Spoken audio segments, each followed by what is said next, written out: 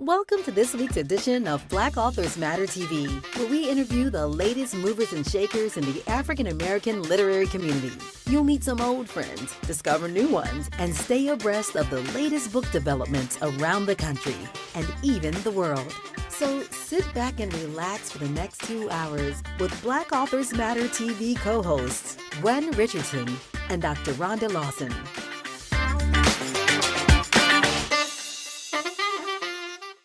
Good evening and welcome to another edition of Black Authors Matter TV.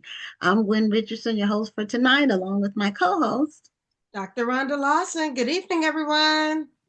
And welcome to another amazing show. We have a great lineup for tonight, and our schedule is really filling up for the next 4 weeks, almost to the end of February. We have the next 3 shows fully booked. And the 2 after that are books, except for 1 slot.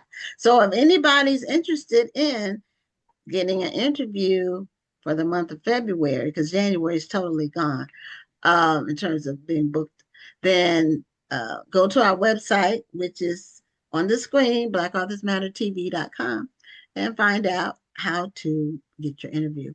So we a couple of housekeeping notes. The registration for the 2026 National Black Book Festival is open. People are really signing up. And so we should have another really, really good, it'll be jam-packed, probably selling out sooner than we did last year. And also the Black Authors Matter Children's Book Awards process, that has started.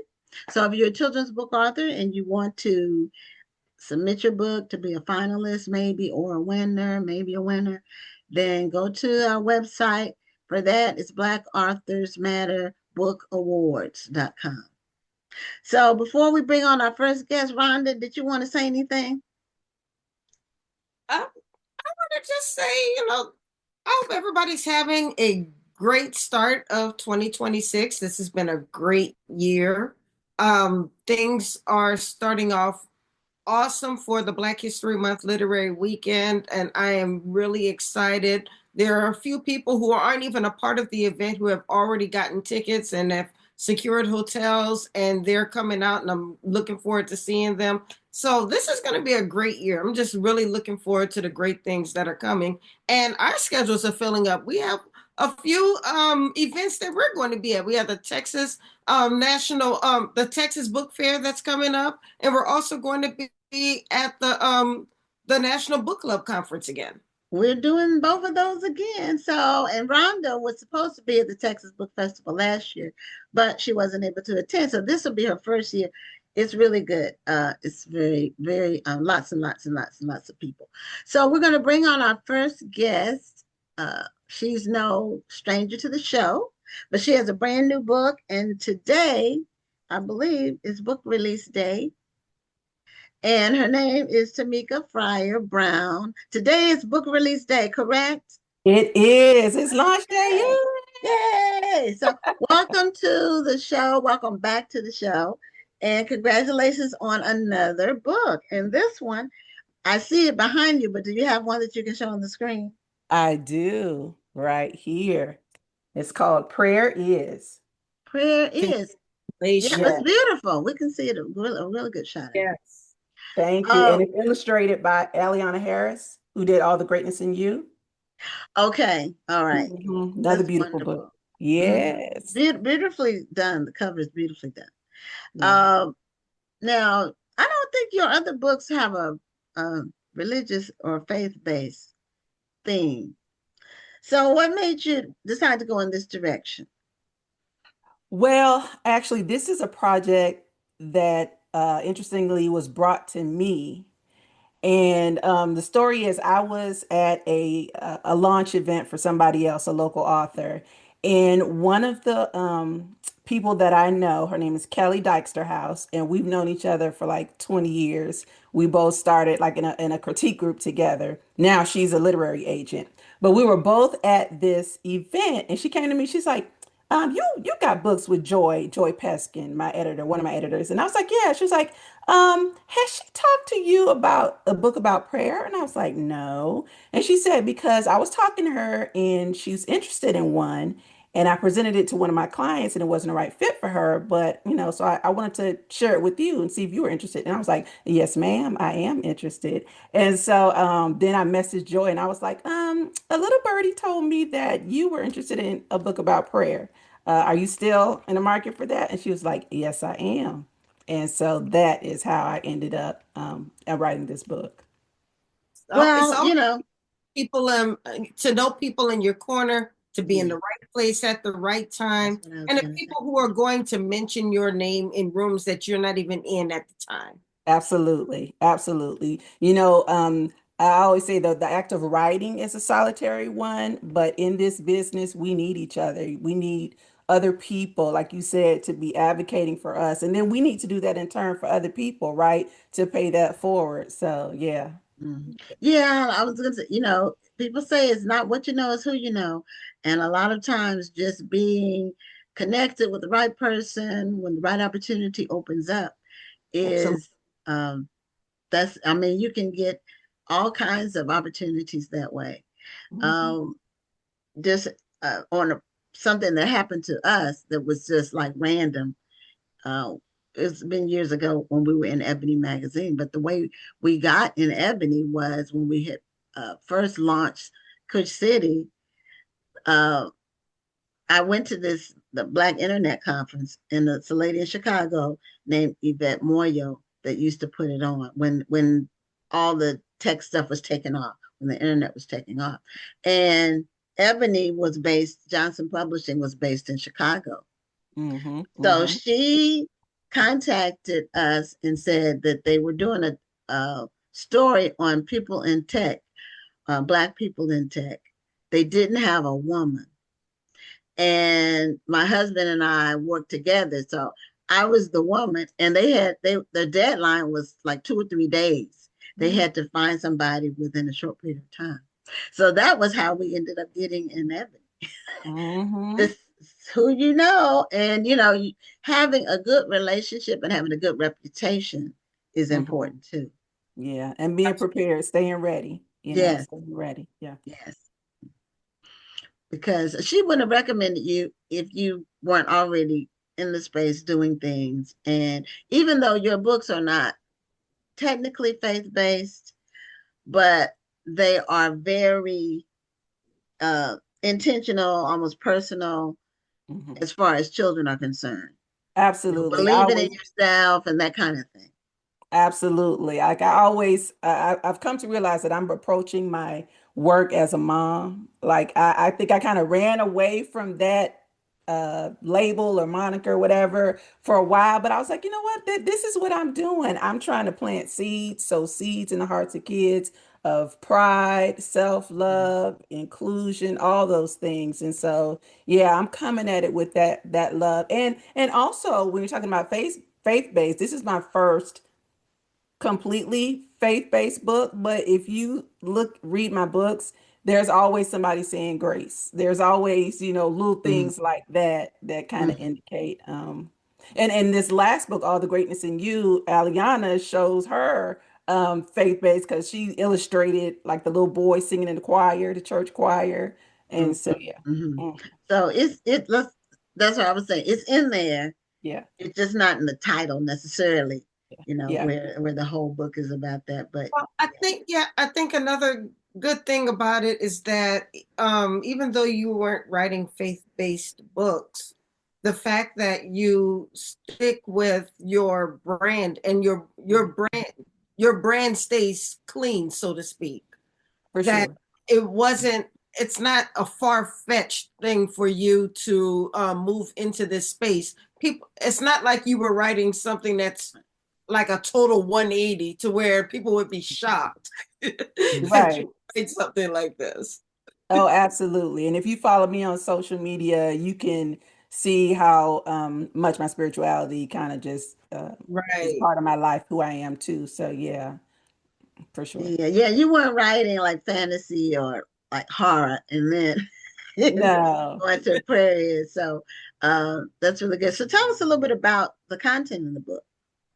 Yeah, so I think that the title kind of gives it away. It's about prayer, but it's about all the different things that prayer is, beyond just petition and asking for stuff.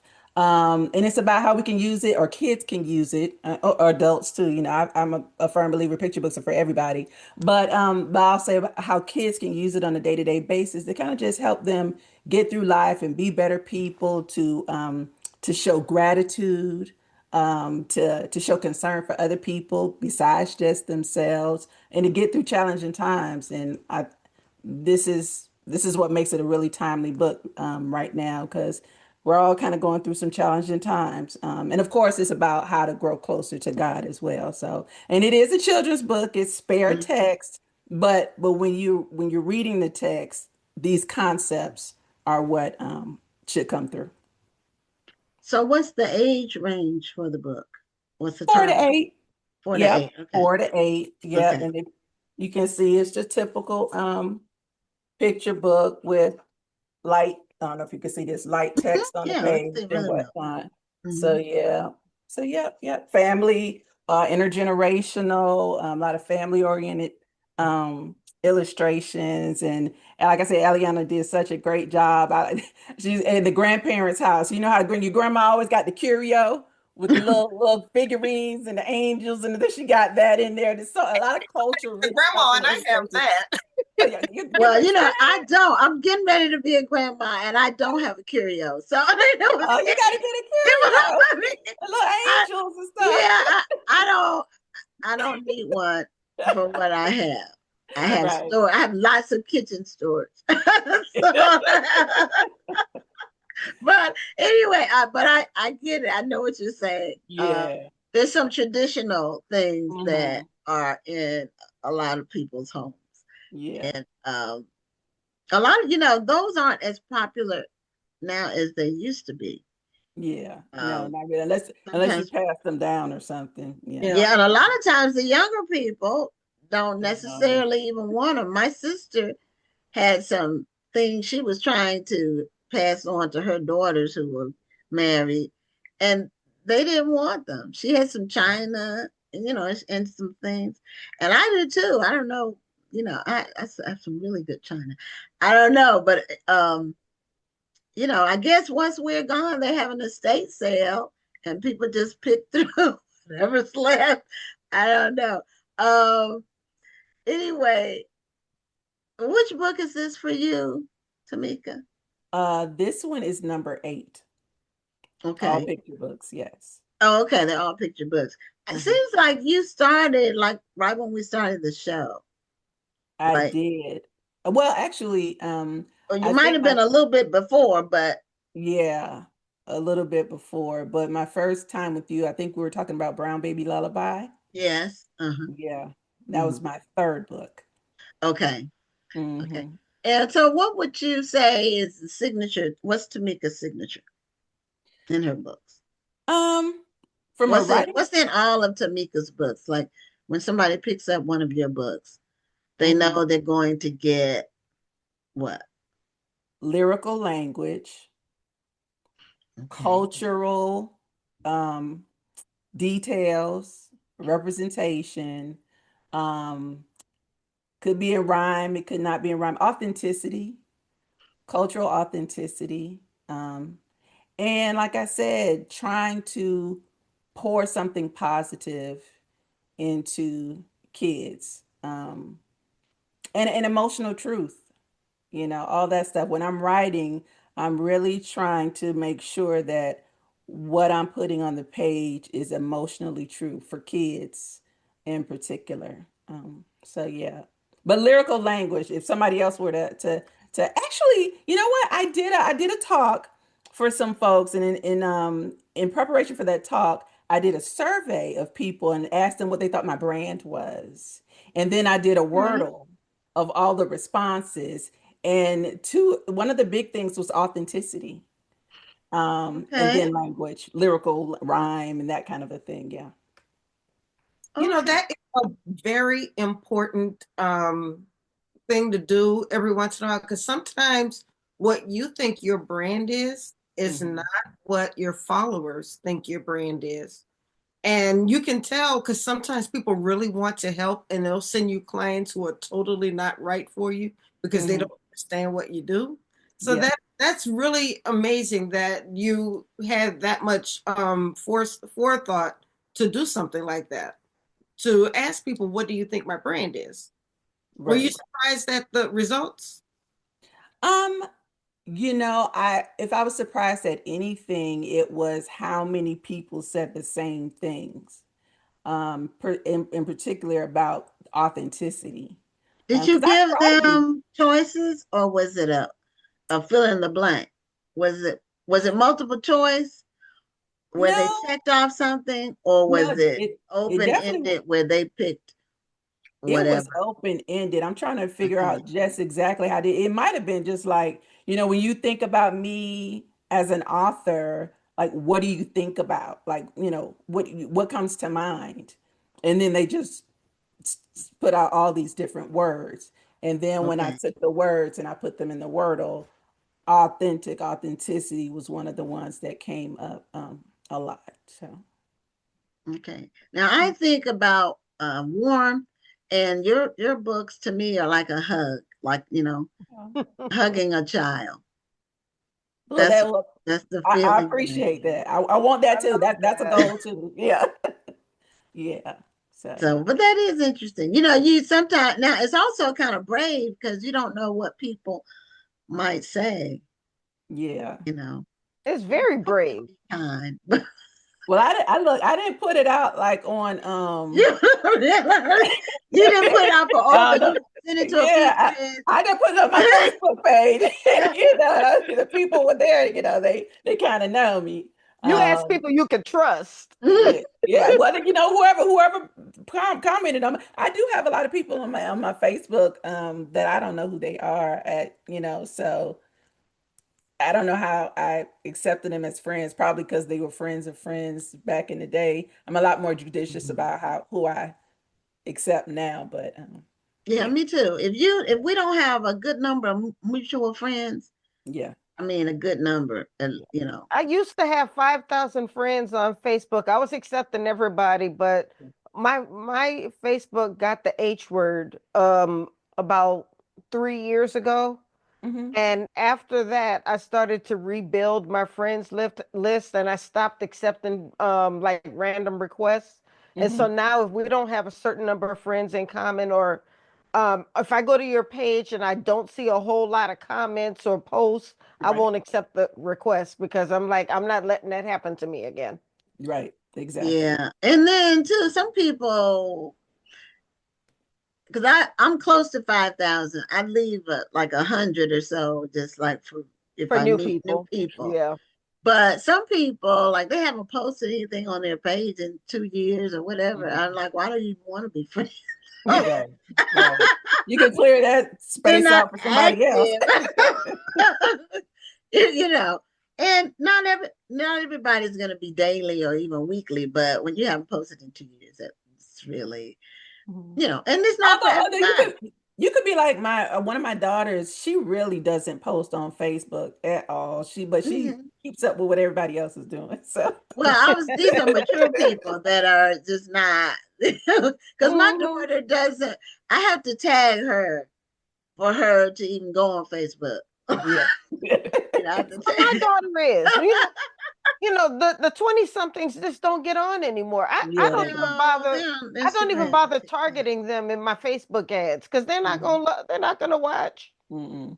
You're right. No, no. I do when I do ads, I do fans and friends. So it's the people who see your page, not my personal one, but this is for the Mhm. business one. It's people who are followers and then friends of the followers, which means theoretically they Mhm. might have some commonalities. Mhm. Because with the National Black Book Festival, I really don't want it to get too far afield because I end up with comments like, when is the National White Book Festival? Right. Yeah. Well, Or you saw I got that recently. Mhm. no, I I posted that to my page. Somebody said that about my event. at your event, yeah. Or when is White History Month? Um, I get that. Or this is racist. Or from the other side, like opposite, we're too bougie. We're not, on the black side, Mhm. we're not, and we're not bougie, but I I'm get, bougie. we're not. I don't apologize for that. Well, I'm well, we have standards, that's what, and if people call that bougie, so be it. Because there's certain things I'm not gonna do ever, on any platform or anything. I'm not gonna do it for clicks or views or any of that. Followers, and that's not. It's gonna stay professional all the time. And Mhm. right. so, because there's a lane for the professional. Mhm. Absolutely. Well, Tameka, you're in this children's space now. Mhm. You gonna stay in the space? For the foreseeable future, yes. However, I do have plans to tap into a different genre. Oh, Middle grade. I've been trying to get to this middle grade, finish this middle grade for forever. But every time I really start to get into it, another idea for a picture book pops into my head. So I gotta get like 100% focused. Right now, I got like two picture books I'm supposed to finish, and then I'm gonna work on this middle grade. But yeah, so I do have hopes to work on longer form work, um, which is very new and very different. Sometimes feels daunting, but I'm up for the challenge. I'm ready for it. Okay, do you have a particular theme, like subject matter that you're For interested that in particular book, for the middle graders? I have an idea. I have a nice little summer chapters. Well, yeah, kind of chapter summary outline for it. It has some magical realism in it, but contemporary. Not heavy, heavy like fantasy or anything. Just touches of Mhm. magical realism, and yeah. So I've had this. It was started out as a picture book, in that same critique group I was telling you about a long time ago. And for reasons, it never did, become a picture book. But everybody who's read it, like they'll ask me from time to time, years later, "What'd you ever do with that book about X?" mhm. And I was like, "Well, I'm gonna make it a middle grade," and they were like, "Okay," because I think it's gonna be really good, and I liked it as a picture book, et cetera, et cetera. So I think it's got, and I did a first chapter. I sent it to my agent, and she was like, "Wow, yes." Because I was like, "Do you think this has legs?" And she was like, "Yes." Wow, keep going. So now I just got to keep Okay, going. Hmm. good. So you do have an agent. Have you had Uh, one from the beginning? well, yes. Well, my agent, my first agent, and this is my second agent. My first agent sold my first book. So yeah. Okay. Mm. Okay. Well, your books are always very, very beautifully illustrated. Yeah. And so whoever illustrates any of your books, it's just beautiful. I just think it's warm. It's like a hug. And Yeah. that's, And you mentioned her. Does she illustrate all of your books? Aliana, no. So she is the only time I've had one illustrator do more than one book. So we've done two books together, and I hope we get to do more. But for all my other books, each one of them is illustrated by a different person. And oh, I've had like three or four publishers that I've worked with. And my next book coming out in 2027 is with a different publisher, Candlewick, and I'll be having a different illustrator with that one as well. So Okay, so yeah, but you have some diversity going on. oh yeah, for sure, for sure. so Um, did they decide who the illustrators were going to be, or did you have any input? Do they give you some options? How does that work exactly? well, it works differently now than it did at the beginning. At the very beginning, they told me like who the illustrator was going to be. In these last several books, I had, conversation, weighed in on it. And this next book, I actually found the illustrator and we submitted as a team. How do Um, you normally find your illustrators? well, I normally don't. I they kind of like give me feedback, but for this one, it's called More Than Enough, and it's heavily influenced or inspired by my growing up in Miami. Hmm. And so I think it may have been my agent who mentioned it. I was like, yeah, or maybe I did. I don't know. But I wanted to have an illustrator that was from Miami if possible, or South Florida. So to get that vibe. And it took me a while. I mean, I was Googling, I was going into groups asking, and nobody really knew somebody who illustrated children's books from South Florida. And then how did I stumble upon her? I don't know. It was online or something. And I was like, oh my gosh, wait a minute. She's from South Florida. And so we reached out to her with the manuscript.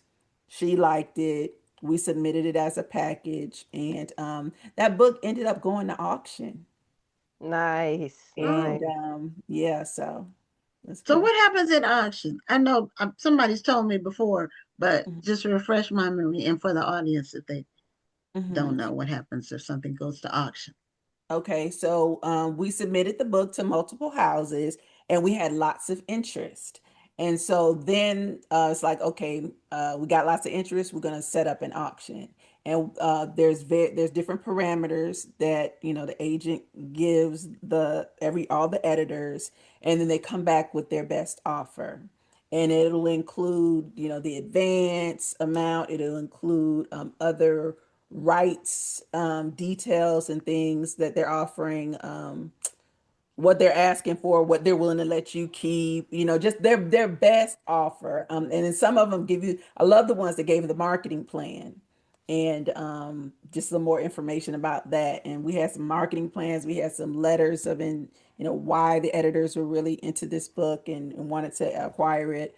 So then you take all that information and you figure out who you want to go with. And it's Oh, not Amazing. that's That's, often, good. it, yeah, it yeah, makes you feel good because so many it people just does. want you. Yeah. It does. It Yeah, does. and then you have more choices and you end up with more, I'm sure, financially, Yeah. just Oh, because yeah. of the process than you would if it Absolutely. wasn't an auction. Absolutely. And can I say this little interesting point? I don't know if I should say it, but I already started. Bill the Um, bean. I submitted this book before this auction process. I submitted it to some editors, and none of them could see the vision for it. Like none of them.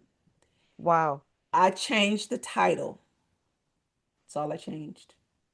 The It only went to thing you auction. changed was the title, and That's everybody saw it. yes.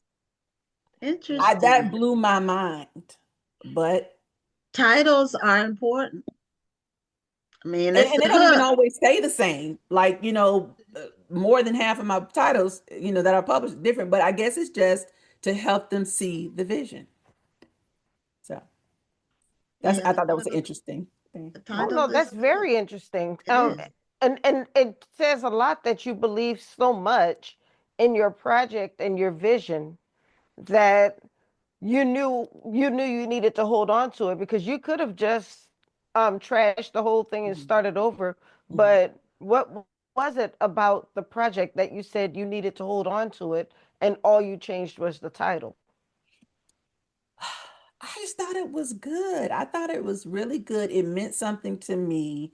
It made me feel something. I think if it made me feel something that strongly, I was convinced that it was going to translate and make others feel something. And it's not like we got bad feedback on it. It was like, I just don't know what to do with this, that kind of a thing. Okay. And so I just believed in it. And then I think also what happened what helped in addition to changing the title is we went ahead and found an illustrator that we thought the vibe was good.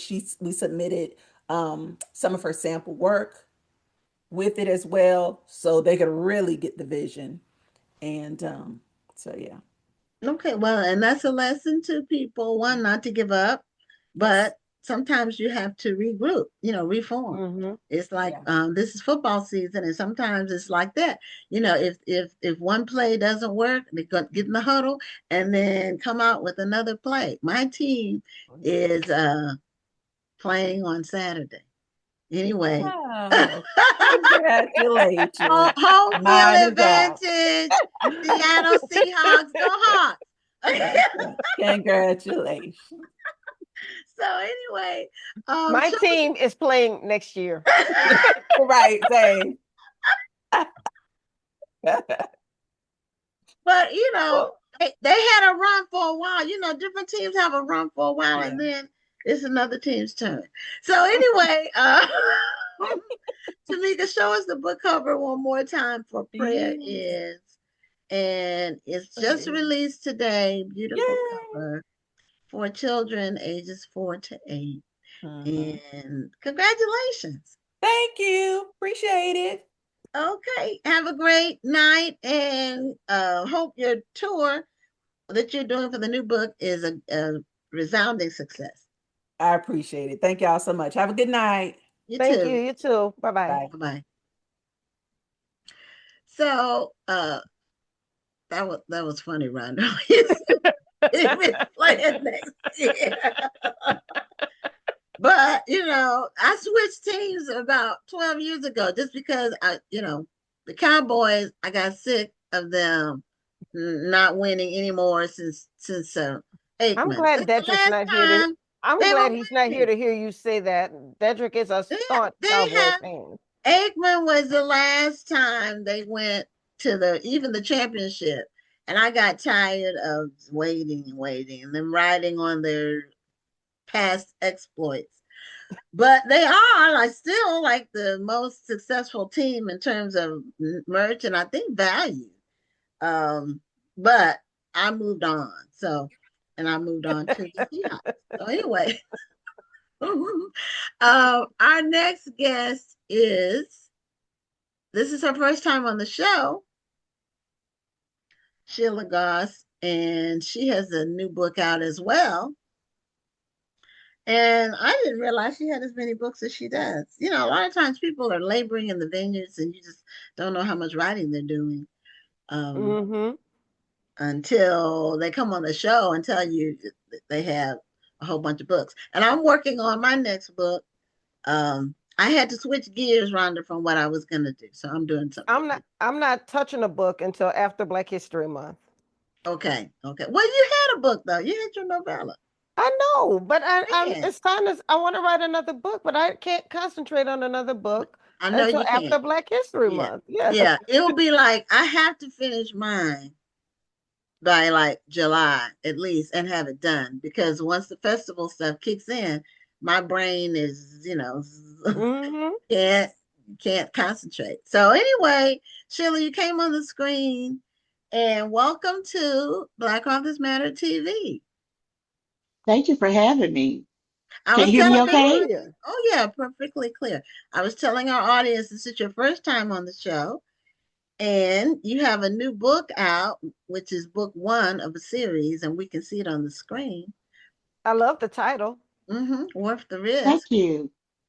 It's a good title, good hook. And I was reading in your bio about how many books you've had. Now we've never met, I don't think, but we've been connected for many years. If we have met, tell me. But I don't think we have. We haven't met in person, In just person. virtually, but I Okay. feel like I know you though. I know. We've been Well, you've been connected for around long. for a while, Mhm. Gwen. So, a lot of people feel like we knew you before we actually have really met you face to face. But Sheila and I were in back before social media was a huge thing. We met each other through the listservs. I've mentioned the listservs a few Yeah. times Hmm. on this show back when there was the chocolate pages and all those different email listservs. That's how Sheila and I met each other, I believe. And then That's correct. actually, yeah, and then Hmm. actually she was a part of my Black History Month literary weekend in 2020. The last time it was in New Orleans before I moved it to DC, she was one of my featured authors. Oh, okay. Well, you mentioned those listservs, and I guess because at the time we started Kush City, I wasn't an author. So I wasn't tied into the author stuff. I was on the book selling side of things. And so, because my first book didn't come out to 2007. So whatever was going on, the listservs I was on was more on the tech side of things, the Black tech groups and that kind of thing. I wasn't really tied into the author listservs, although I knew about the books because we were tied into the publishers because we had the store. So, and the website. So anyway, Sheila, when did you first come out with your first book? Oh, I want to say probably about 2003, 4. I started off self-published. Okay. And that was back when self-publishing was like you were in what is it, like boot camp. It wasn't Yes, like it is now. definitely. But you know what? Back then, a lot of authors that I met, they were very friendly, and they shared whatever knowledge they had with me, and that actually helped. Okay, so are you writing only fiction, and what kind of fiction? Well, right now I'm doing fiction. I'm also doing songwriting. I'm working with a couple of artists right now. Hopefully, they'll have something being released in a couple of months. Did you say And I'm also, songwriting? yes, I used to write songs when I was in high school, me and my best friend. You know how as little girls, normally you pass notes between each other about boys. Well, we were writing songs. So. Oh, But yes, so I know I know at this late age I'm able to kind of live out that dream now. well, we can always use some good songs, and I say I don't like the current songs, the contemporary most of them, because I don't want to be cussed at when I'm listening to music. So, but there Same are here. So there I'm are doing some R and good B. singers. Yeah, I do not Exactly. want to be cussed at. So if it's cussing in your song, I'm not likely to listen to Oh no, oh it. no! It's grown folks music. I call it Southern soul Yeah, grown folks music. yeah, real stuff. I tell my daughter the difference, and she said, when I say, we had the best music, but she said, well, they have good stuff. I said, here's the difference. In the studio, they had a whole band in there. So that was the difference. In real music, there was a band in the studio, not just a keyboard with dials and the computer and a beat where you go just do one beat over and over. It was a whole band. So orchestra in some cases. So it was just you can't do that now. I don't even know if they would even let you do it now, but I know, and we're still listening to that music today, oh so yeah, that oh, lets I you We know listen how to good are. that music was. Yeah, that's yeah, how timeless it was. If you yeah. play that song, if you play that music right now, people would get up and dance to it, even the young Mhm. people. Sure would. Yeah, and a lot of the music now is just sampling that music, is rapping over that music or singing over the music and changing it to something else. So anyway, but the songs that you've written, have you had any that we would know about, like that we could pull up on YouTube? Well, I have a couple that I just put out as they're pretty much demos. So if you go under actually on my website, SheilaGoss.com, and then go to music and licensing on my page off my website, you'll be able to listen to a few samples there. It's Oh wow. amazing. I mean, as long as I've known you, I Oh, did not know that about you. So I guess that's the great thing about this show is we get to learn a little something new about each other. Yes, yeah, but Me that's that's too. always Me been a the amazing. passion same. of mine. I love that. Now, do you sing or just write the songs? I just write. I'm not a singer. I wish I could sing. Well, I wish. I'm one of those But shower singers, okay? but the money is in the music in the songwriting, so that's That is okay. true. That's true. That's true. Money is in the songwriting. So you have a new series with women in Hollywood, and so this is book one. We can see it on the screen. So worth the risk. and I saw that there are going to be 3 books. So are the women in all 3 books connected, or is just the theme of women in Hollywood the thread that ties the 3 books together? They all kind of like in the publishing world, even if they're not friends, they know of each other. Okay. So some of the stories were kind of intertwined. So if you, the first story is about Charlotte. She's a manager to the stars, and she ends up with this R&B singer who's, I'm trying to see who would people compare him to today. I'll just put it like he's like probably like the Denzel Washington of R&B, you know, Okay. for Okay. Okay. so he's like the heartthrob or Ursher or someone, you know, like that. So in each book, Sheila, the you young did not say Ursher. I heard you.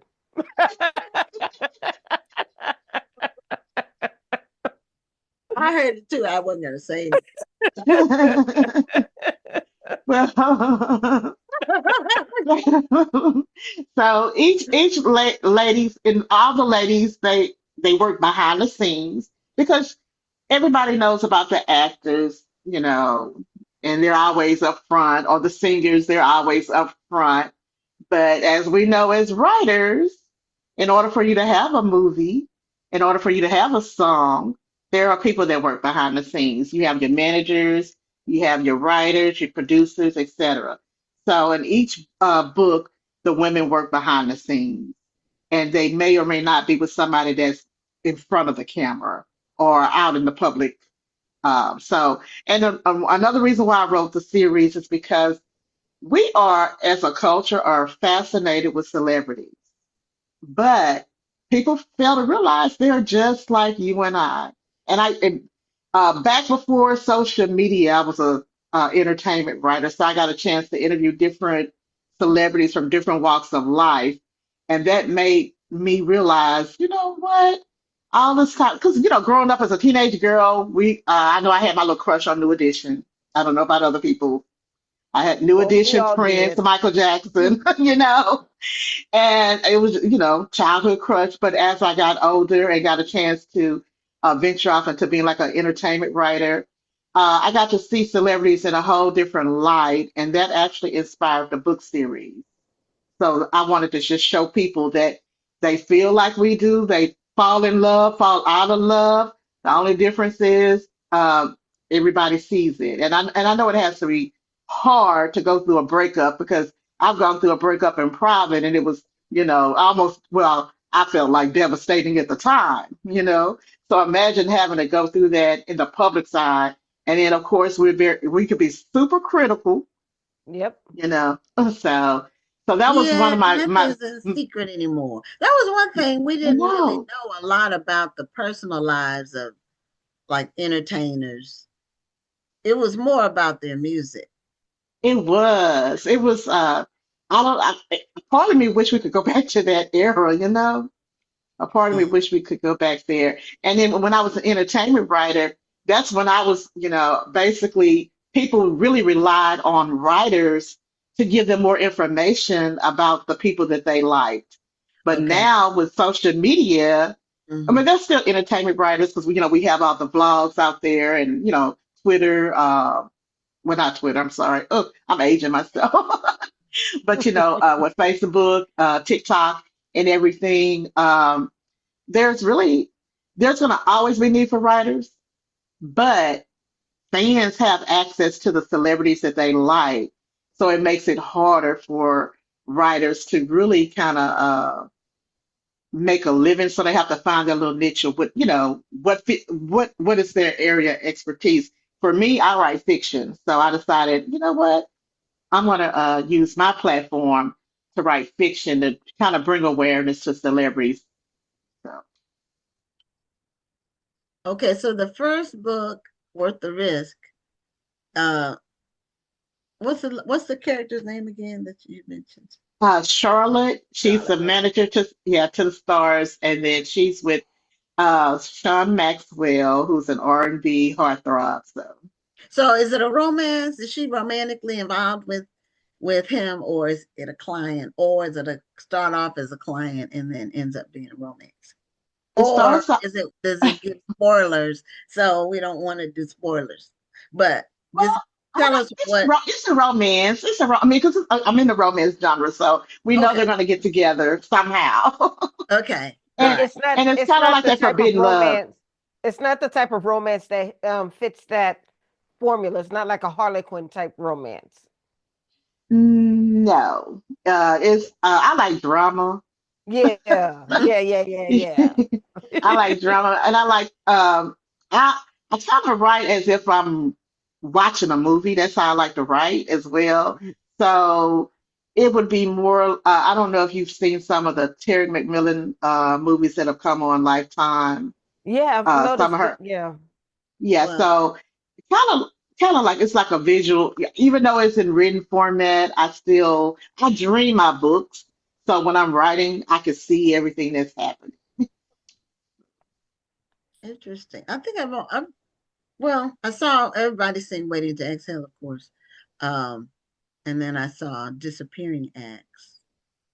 And then what's the How Stella Got Her Groove Back. Have there been any other ones? Yeah, she has a Well, few. I can't remember the titles right now, but right. she has. Okay. Yeah, it's some newer stories. On Mhm. Lifetime. See, I Yes. don't even know if I even have Lifetime on my or if I do, I don't watch Lifetime. And then there's also some by Mary J. Blige. They've made some movies out based on some of her songs. So it's kind of Oh, yeah, similar to that, but it's more about a forbidden love because I mean, we don't want to. I mean, we all have clients, so um, you don't want to cross the line. There's a boundary there between you and your client, and so she's trying not to cross the line. And of course, it's a romance, so she does. Of course. Of course. so and then her life becomes complicated.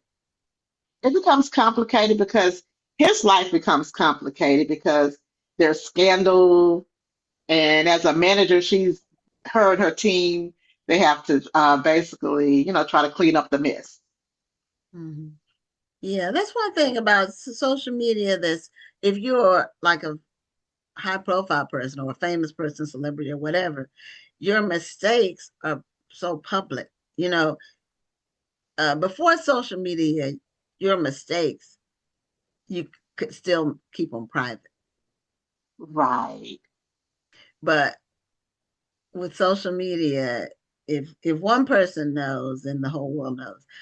Then the whole world knows, and then they put their own twist It's just twist to it, and everywhere. it may or may not be true. And next thing you Right. know, you got Yeah. a firestorm, and then that's where you have your manager, your Because I'm publicist. gonna tell you, if I hear one more thing about Jamal Brand's wife's dress, I'm gonna scream. I don't care about the. It's so now well, I'll just say this part about it. There are so many people getting clicks off of that whole situation.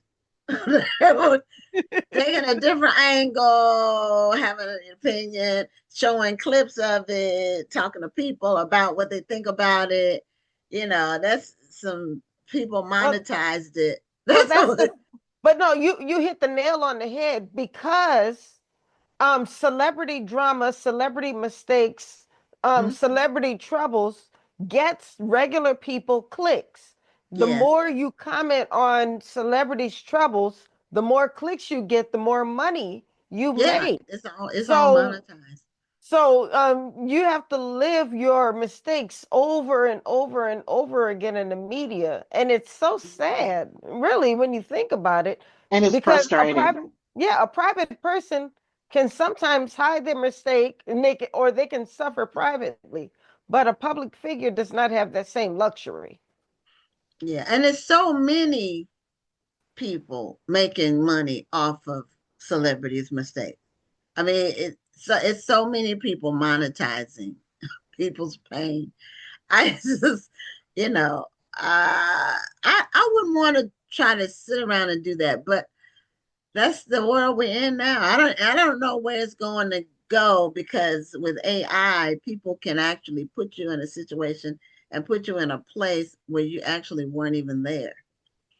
I know, and I've been learning how to use AI to help with my promotions in the last couple of years, and I have seen since just 2 years ago how advanced AI has become. And I know Hmm. I don't know if you remember like the National Enquirer and things Yeah. of that Oh nature, yeah. and how Mhm. they used to make fake stuff, and you could tell it was fake. But Right. now But now I you see can't tell stuff. it's fake. I don't know if it's real or not. I have to actually like watch it a few times and kind of blow the picture up just to see.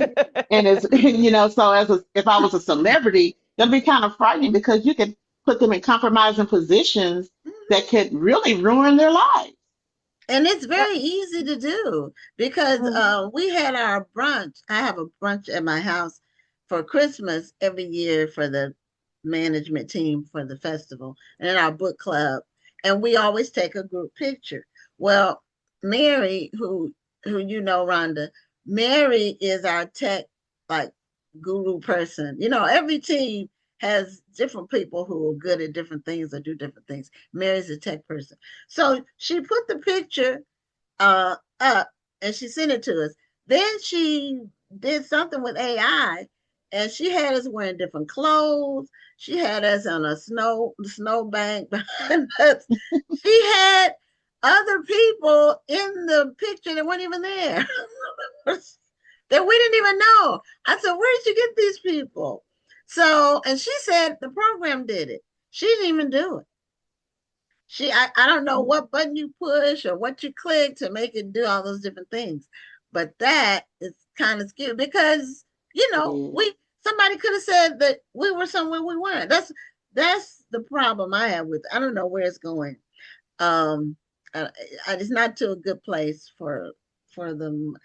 Well, Sheila, I think it's does your scary. character in Worth the Risk, do they go through some of these issues as well with AI and so forth?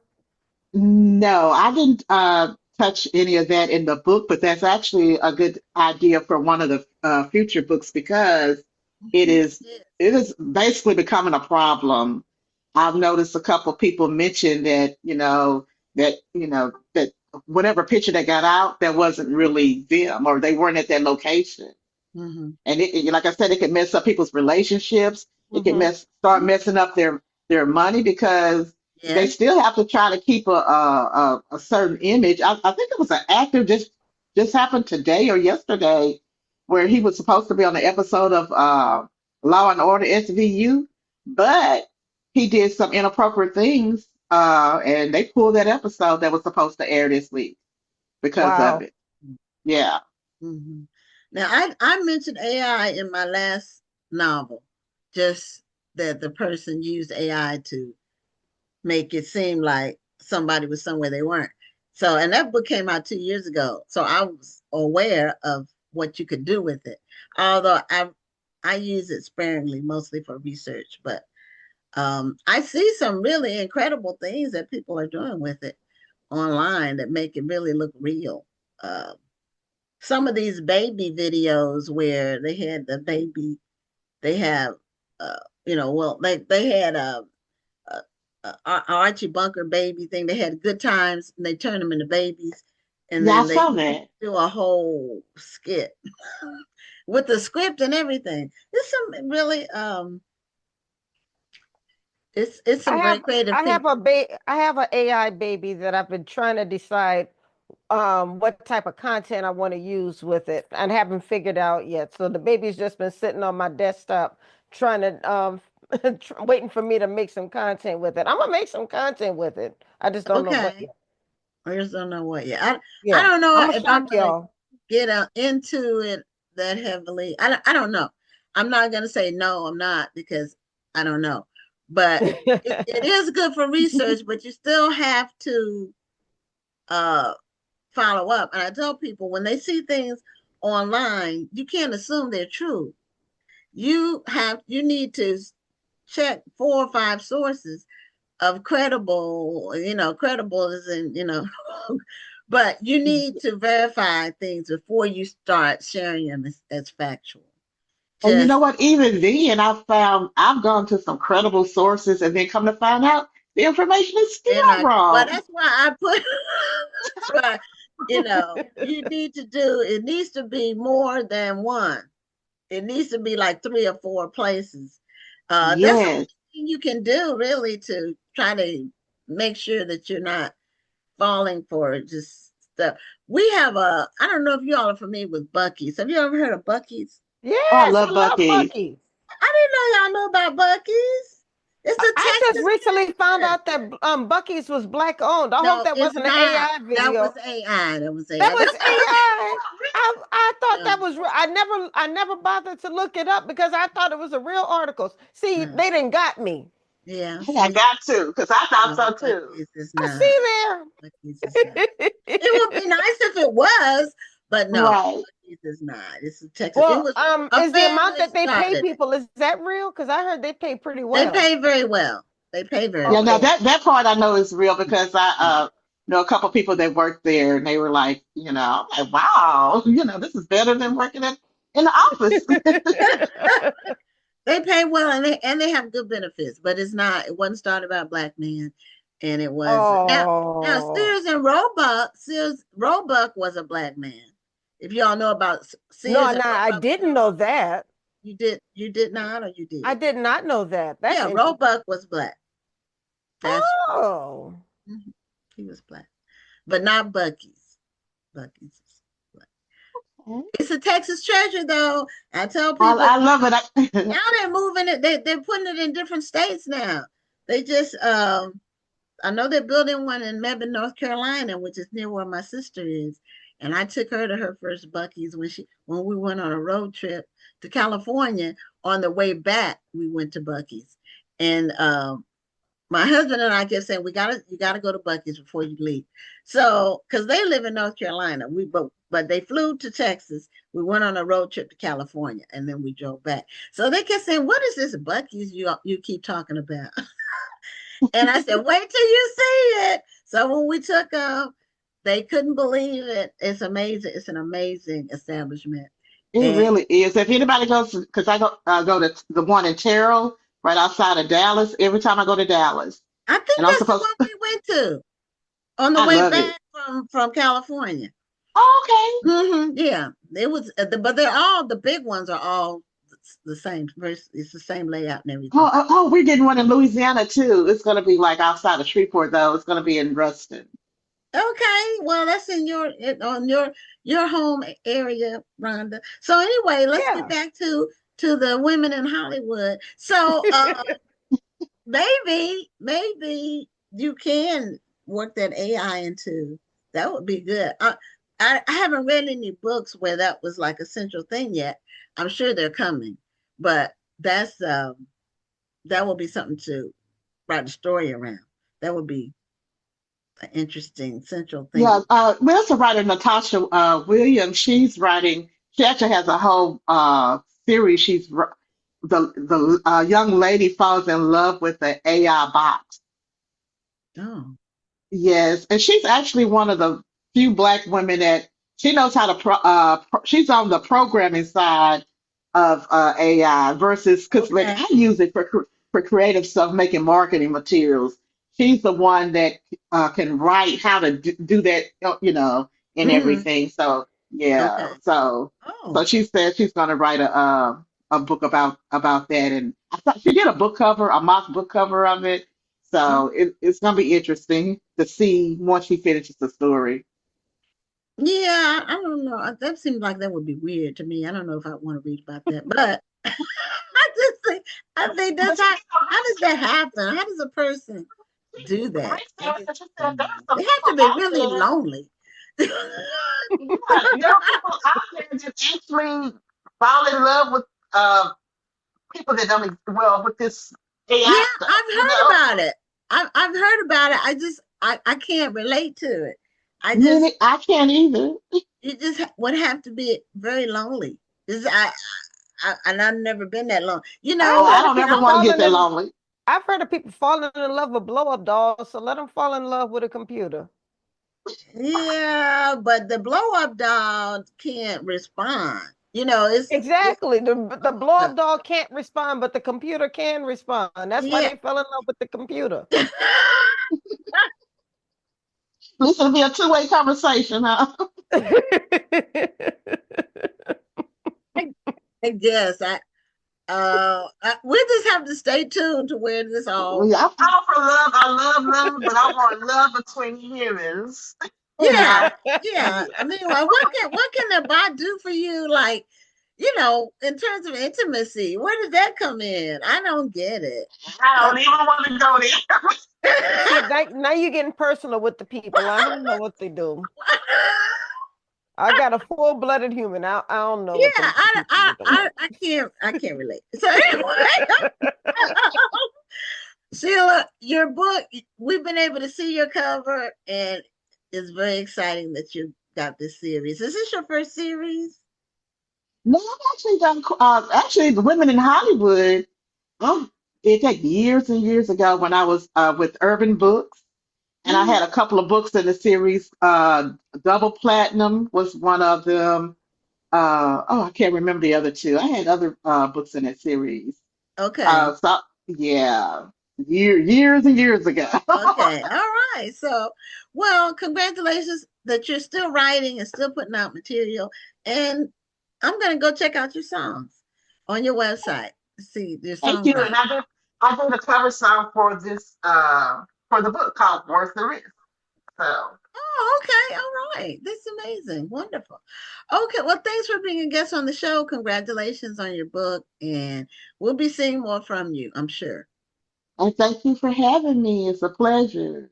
Okay. You're Well, welcome. thank you for being here. Congratulations again. Thank you. Bye. Yeah. Good Bye-bye. night. Good night. Okay. So, that was interesting. We got into AI and all that. That's interesting. And I didn't know she was a songwriter. I didn't Knowing know that about her, either. I had no idea about that. That's really interesting. Yeah, really So cool. yeah. So our next guest was on the show several months ago with his book called The Hellfire Effect. And he's back with us again to talk about. Okay, you got a device on. You got to turn your device down. You got a second device, and you need to turn the sound down. Okay, let's see. Turn because I'm hearing myself. Just mute your Facebook. How about now? Well, okay. Yeah, that's Two, good. yeah. Yeah, okay. Yeah, I don't hear myself now. So anyway, welcome back to the show, William Rogers. And when he was on the show before, we found out we had a serious hometown connection. I mean, just really amazing. Like, uh, where he actually knows my family and all that, which I didn't know before he came on the show. So that's happened a couple times. In fact, I have another guest in a couple of weeks. Oh, he has a bookstore in Petersburg, Virginia. Now, have you been to some bookstores with your book? The only one I've been to is Barnes and Noble. Oh, that's Okay, a good so one to you go have, well, to. that's a good one to be in. So Yeah. have you done some book signings? I've done yes, some book signings through a book club at a church. Of course, when I was there at Barnes and Noble. Um, I did one at a community center up in Red Bank, New Jersey. Oh, And and then of course at my church. Did it at my church here, First Baptist Church East End. And okay. that's been pretty much the ones that I've done of any significance. Okay. Show us a cover of your book. Oh, sure.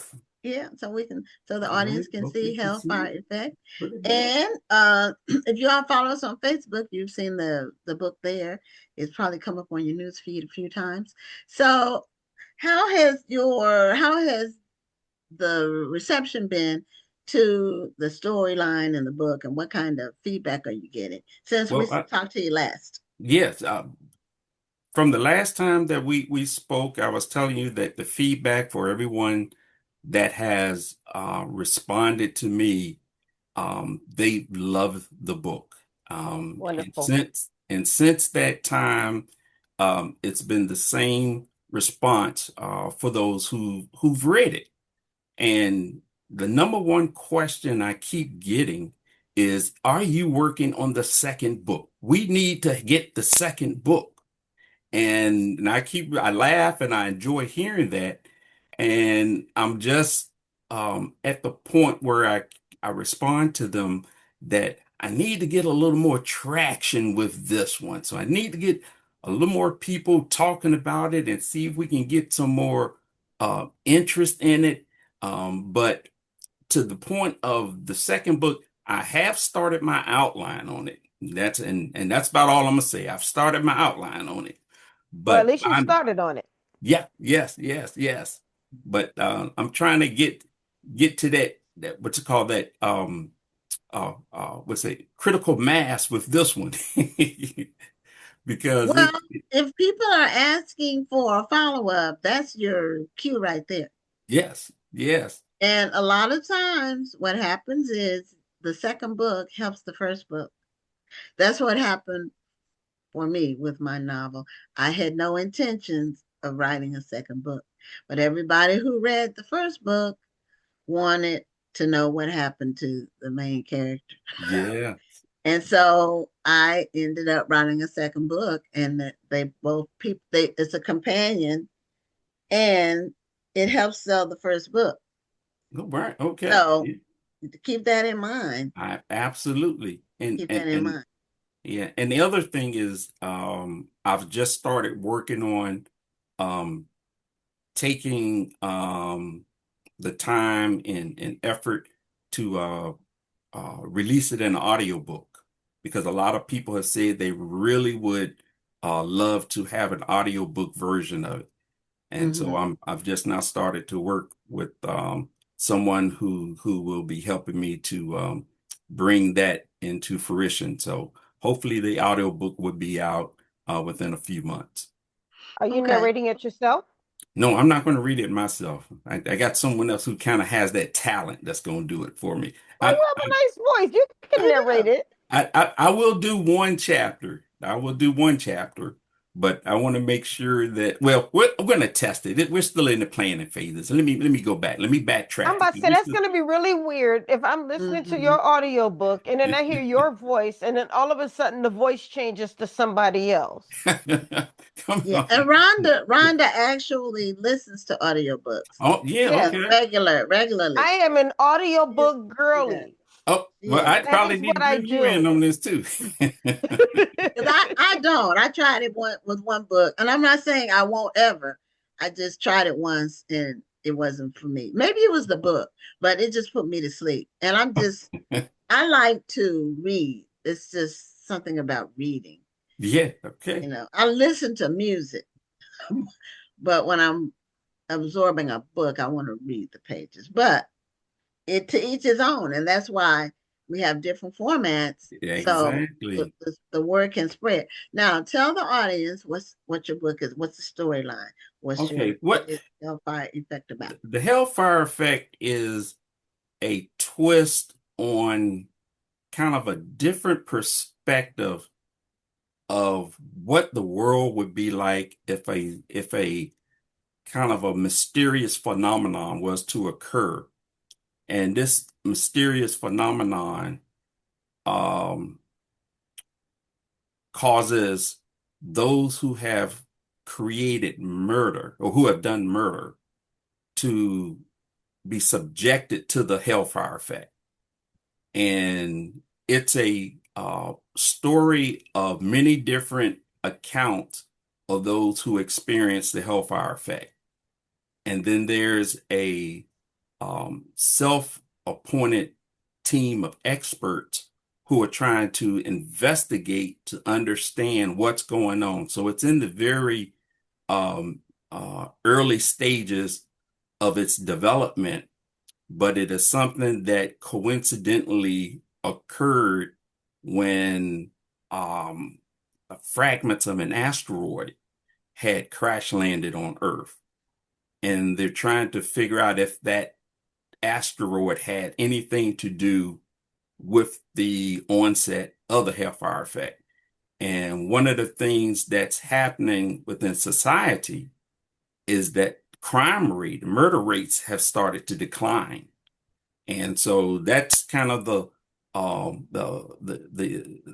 plot of the story is trying to understand what is this hellfire effect, and what's causing these situation where those who have committed murder eventually and soon after take their own life.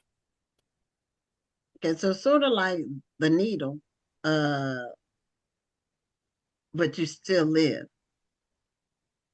I'm Like sorry. it's like capital punishment, Yeah, but no one else is but involved. but you Yeah, don't yeah, but you don't actually die. right. Yeah, yeah, Seems You kind of get like like a the effects futuristic. of uh, getting the needle, they call yeah. it. But you get the pain, but you don't die. Kind of like. Oh, and the needle you're referring to?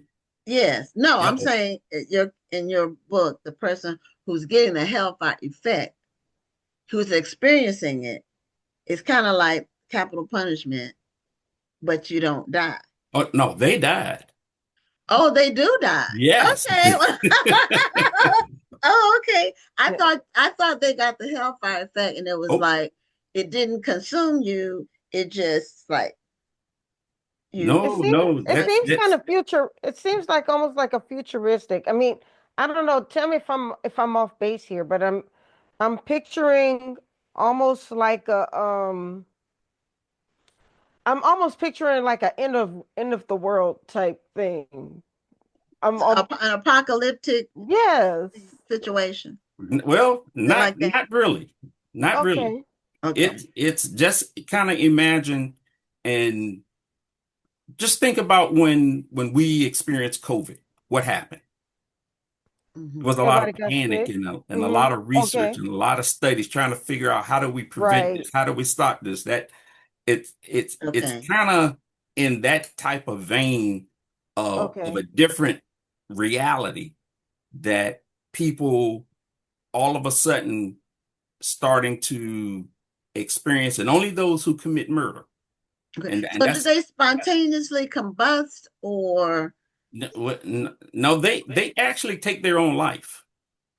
Oh, okay. Yeah, Okay. they actually Okay. it's because in one of the chapters This is kind it's of deep. reported in one of the Hmm. chapters it's reported that the person who had committed murder and they was experiencing the hellfire effect, they shouted out, "It feels like I'm on fire. It Okay. feels like I'm on fire, and it won't stop." And Oh, okay. So then it leads them to commit suicide. yeah. Oh, okay. Now, Okay. regarding, I'm I going to see do a where we're going backtrack a here. little bit. Yeah. Regarding the audiobook concept, we had some comments, so I just want to read them to you. Uh, one person said, "Your voice is nice." Oh, thank you. The social book club. And she also said to your comment, Rhonda, about having a different voice, she said he would have to be a character. Like, Yeah. Yeah, but I can then, understand you being a character, but you can't just do one chapter and then call it a day. And I can't do okay, no, well, keep that's not talking the to way me. Keep audiobooks talking work. to me. So, okay, King Brooks is another list viewer. He says, do it yourself. It will save you lots of money to record it yourself. Okay. All right. Thank you. Yeah. So that's just some feedback on audiobooks. And there are a lot of people who do them. Um, and some people do their own. Hmm. And so it just depends. But you do have a voice that could work for Yep. that. Okay. Y'all And telling me that's part of something. I didn't know this. you said you were not a minister, you're a deacon, but I claimed you as a minister because I just assumed that's what you were. So after you told me some other things, I thought, Right. okay, you're pastoring like assistant pastor or whatever. So No. that's what I thought. That's what I thought. So Yeah, the I closest. already had claimed it for you. Yes, you did, didn't you? It's kind of funny you say that because it's for some years now, even when I was living in South Carolina, me and my family was living in South Carolina, we went to this other church And there was this little young fella, he kept calling me Reverend. And I was like, why does he keep calling me Reverend? You might have that kind of persona. Yeah, right. Your voice is like that. So, and you have a background, a technical background. Yes, I Okay, do so have tell that. us about Yeah, that my part and how that connects with yeah, your my technical background is in engineering. I've also worked at NASA here in Hampton, Virginia, NASA Langley Research Center. But I also have a background in organizational development and with a specialization in industrial organizational psychology. So I've done a lot of my work has been based around the technical aspects of an organization and its processes, but at the same time, I always factor in the human element of an organization being able to um, um, operate at optimal performance by just having the human element in the workforce really engaged in understanding how they impact the outcome of the work that they do. Okay. And so that's just sounds like you focus a lot on teams, Mhm. people working in teams and maximizing the outcomes. Yeah, it's with more of a specialty with leadership, those who Okay. are in charge of Oh, okay. the Of the team. team. Yeah. Okay. Okay. So now, did you get a advanced degree in that? Yes, yeah. Oh, I have okay. It sounds like an advanced yeah, degree a type. master's in industrial organizational psychology. Okay. Wow, that's a mouthful. It's That like, is a Yeah. mouthful. so so to do your thesis, what did you focus on? Uh, at that, you know what? Let me see. That was some years ago. And once I got out of that mindset, I was like, woo. Um, I think I'm really having a hard time remembering what did I do that thing on? Because it was a lot of work involved with it. Um, but I think the focus of it was on leadership. The the crux of it, dealt with the proper leadership and how to engage that within a high manufacturing organization. That's what's coming to my. I think that's what I did. I would need to look it up to see what the title was called. Yeah, see, I'm prompting you to go back and drag something out of the attic or the basement, one of your packing boxes. Ooh, no, yeah, and I still have it too. It's in one of these Yeah, bags around that's here. what I said. One of your file boxes or whatever, pull it out and see. Sometimes you run across things that you wrote years ago. If you're a writer, if you put Yes, things together, yes. you Yeah, run across. you find it, you dust it Mhm, off, yeah. you update some of the characters, you may have to update some of the language. Mm-hmm. And next thing you know, you have a whole book you hadn't thought about in And he years. thought that's right. Because Yeah, really, human behavior doesn't really change. It's technology that changes, it does. Right. and so Sometimes the vernacular changes a little bit. Yes, yes. yes, absolutely. But the human being, has been the same Yeah, for things that drive humans and things that uh, you know yeah. And that was focus on. in when I was inspired to do this book, I really believe a lot of my past experience in how people respond to situations kind of prompted me to just imagine kind of a what if scenario because that's how I engage with members of leadership. I just propose a what if scenario, based on what you're already accustomed and what you typically do. What if the situation was like this? What if the situation um, involved these types of matters right here? How would you respond to it? Hmm. And I did a lot of that type of work with the team that I was on with NASA because we worked with a lot of very technical people, and a lot of times you got to get them out of this one frame of thinking and to be able to go into another frame of thought to kind of get to where they're trying to go. And I think I was really taken by the news of these tragic shootings that take place. And it's the same response every time. It's we need better, stronger gun control. We need to do something. The government needs to do something. It's the same thing in responding to these heinous situations. So I was just captivated by the thought, well, what if it was something else? What would that be like? And that's Oh, kind of where it started the whole um, growth of this hellfire concept. And and then I believe I shared when we first spoke and met that this was an assignment I believe from God for me because I'm no author. I never even thought of yes, I have done one other book, but it was more of a self-help book. But this fiction here was something that was really a stretch for me. And I have been so pleased with the response for those who read it. They are so they just don't have enough time to really talk about more what they read. And then, like I said, the main thing they want to know is when is the next book coming out? Because we want to know what caused this problem. yeah, We Well, want to know. it's a really creative take. I mean, I understand the inspiration, but it's a very creative take in how you wanted to approach this thought that you had. Mhm. So, I mean, so what inspired that creative take? I mean, to feel the burn and to wind up killing yourself because of the burning feeling. I mean, because I don't know if that's something I would have just thought of like right off the cuff like that.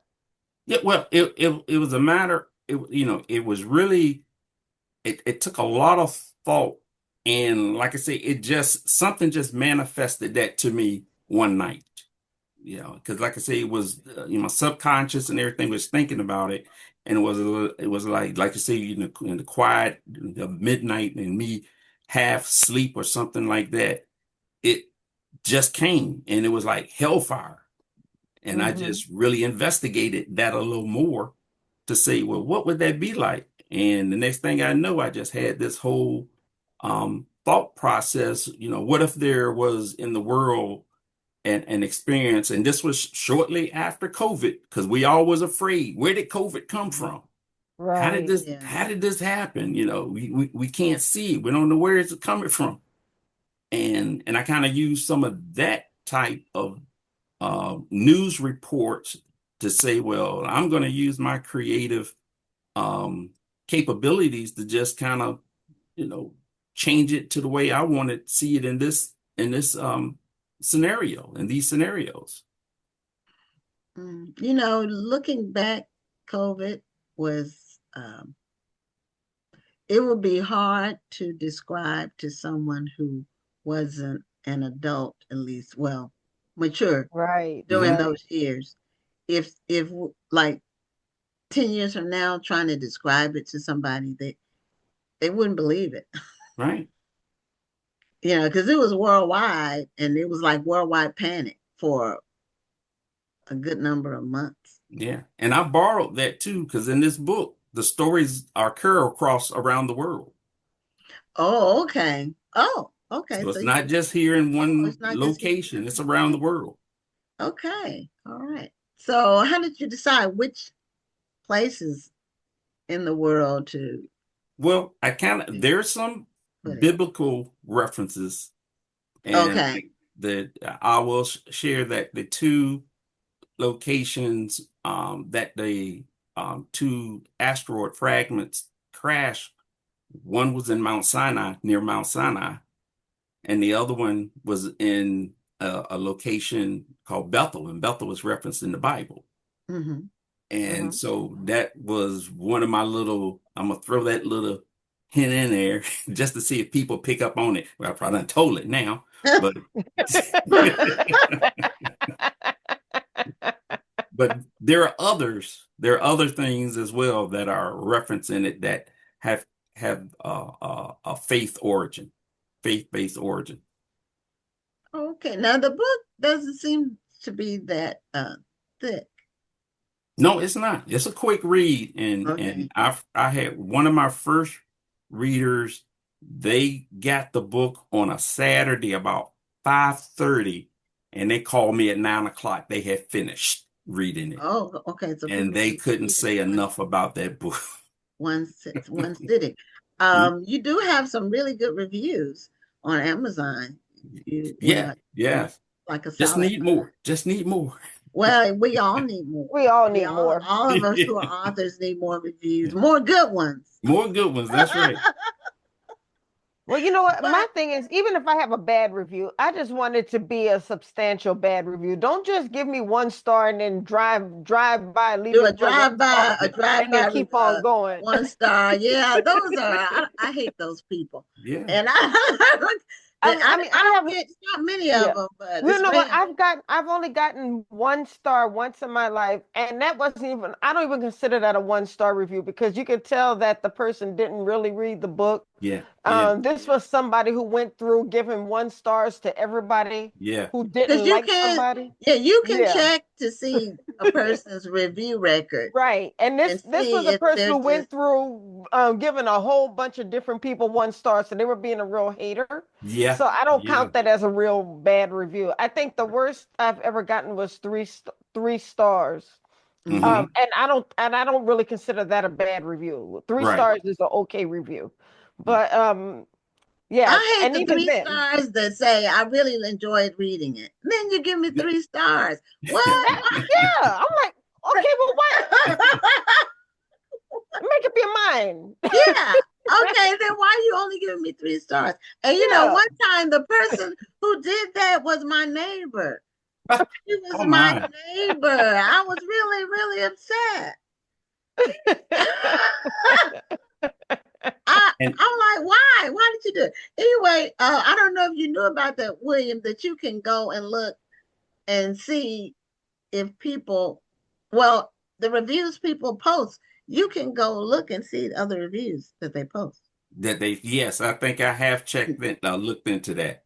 Yeah, if you And got 5 stars, it's probably not as relevant. But if it's somebody that gives you a low rating, that I do check them, like Rhonda said. If they yeah, gave and me, I rarely get one, but um every now and then I get one.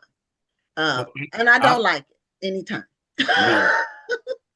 Well, I share with you, just to kind of get a full perspective from readers. I've yet to encounter anyone who had anything critical to say. Those who read the book, no one Okay. hadn't said anything Mhm. like, well, WJ. I think it would have been a little bit more better if you had done. No one I've gotten anything like that, and that I'm glad, and I hope it can remain that way. But I would respect the feedback, if there was such type of critique that someone wanted to share. But I've been really happy with what I've heard, and it's all been the same. And it's just a matter of just trying to get more people to read it. And so um, So do you have a title for your second book yet? well, I'm not ready to share that yet, but I Okay. do. Okay. All right. Well, some people don't do their titles until like they finish writing. Up there, it's up in the air. Yeah, no, And this one jumped people right have out. different. This one Oh, jumped okay. right out. It jumped. This is your next title. Oh, okay. Yeah. Yeah, I always start with my titles. I have to have a title to even start writing. So for me, I have to have the title of my book because that Ah, drives the whole process of writing. mhm. But some people, especially with fiction or even with nonfiction, you can change the title too. Um, but I don't Well, change my titles. well, If let I'm me committed to it, I'm committed to it. let me share. Let me tell you this is like I said, back last month.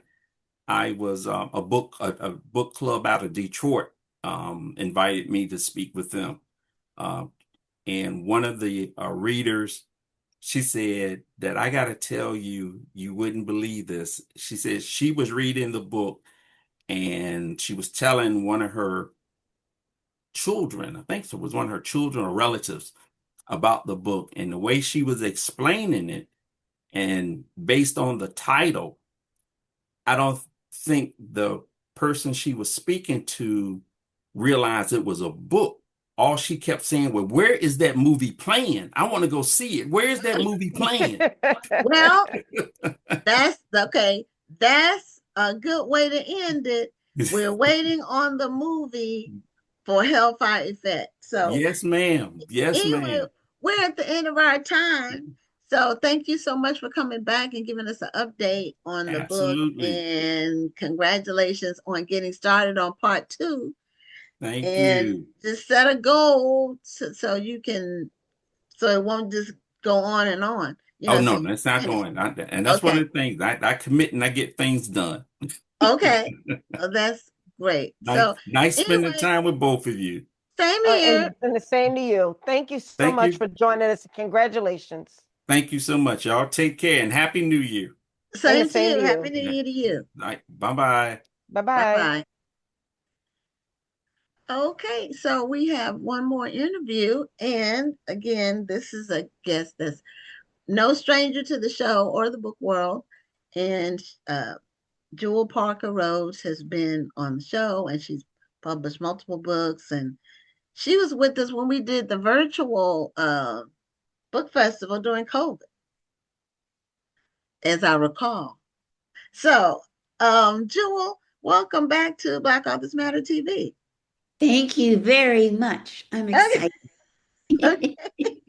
Okay. I always like your picture with you and your dog. I think this is really, really a cute picture. Oh, well, thank you. Yeah. Unfortunately, my 2 little dogs died, Oh, and sorry. I have a new. I know they were half sisters, and actually, for my last book, though one just passed away in December, I made it a point of I wanted to show those pictures because so many kids love those pictures of those dogs, and they were with me all the time when I wrote my books, and so that was to honor them to say these are my babies, these are the ones who helped make this book. So anyway, but I miss them and dogs are so special. I mean, it's kind of like there are wonders and mysteries in this world, and I think reading books is one of them that it can open you up into a whole different spiritual realm and in a bigger life. And I also think our animals, especially, the pets and that we care for, do the very, very same thing. So, though there's a time for everything, a season to everything, I am gloriously grateful for my writing, glorious grateful for my dogs who helped me write, gloriously grateful for still being here. Yeah. Oh, well, I'm sorry to hear about your dog pets, Yeah, but me too. you are Thank correct you. that animal pets do provide us a different they're not like humans. And they're better, I think. I, we have a cat, and now we're a cat family, Mhm. but we have a dog, and I never had a dog growing up ever in my life. My parents wouldn't let us have pets. I always was attracted to cats. So a cat would always come in our yard. You know how some people just draw animals to them? Mhm. But the dog that we have, my landscaper left the back gate open when he was cutting the grass. And Aw. the dog came into our backyard with no collar Oh, okay. and kind of skittish and very shy. I don't know if she had been, abused or anything. And it took a while before one that she would even come toward us. We would put food out, but she would Yeah. wait until we went inside to eat it. And then she didn't bark.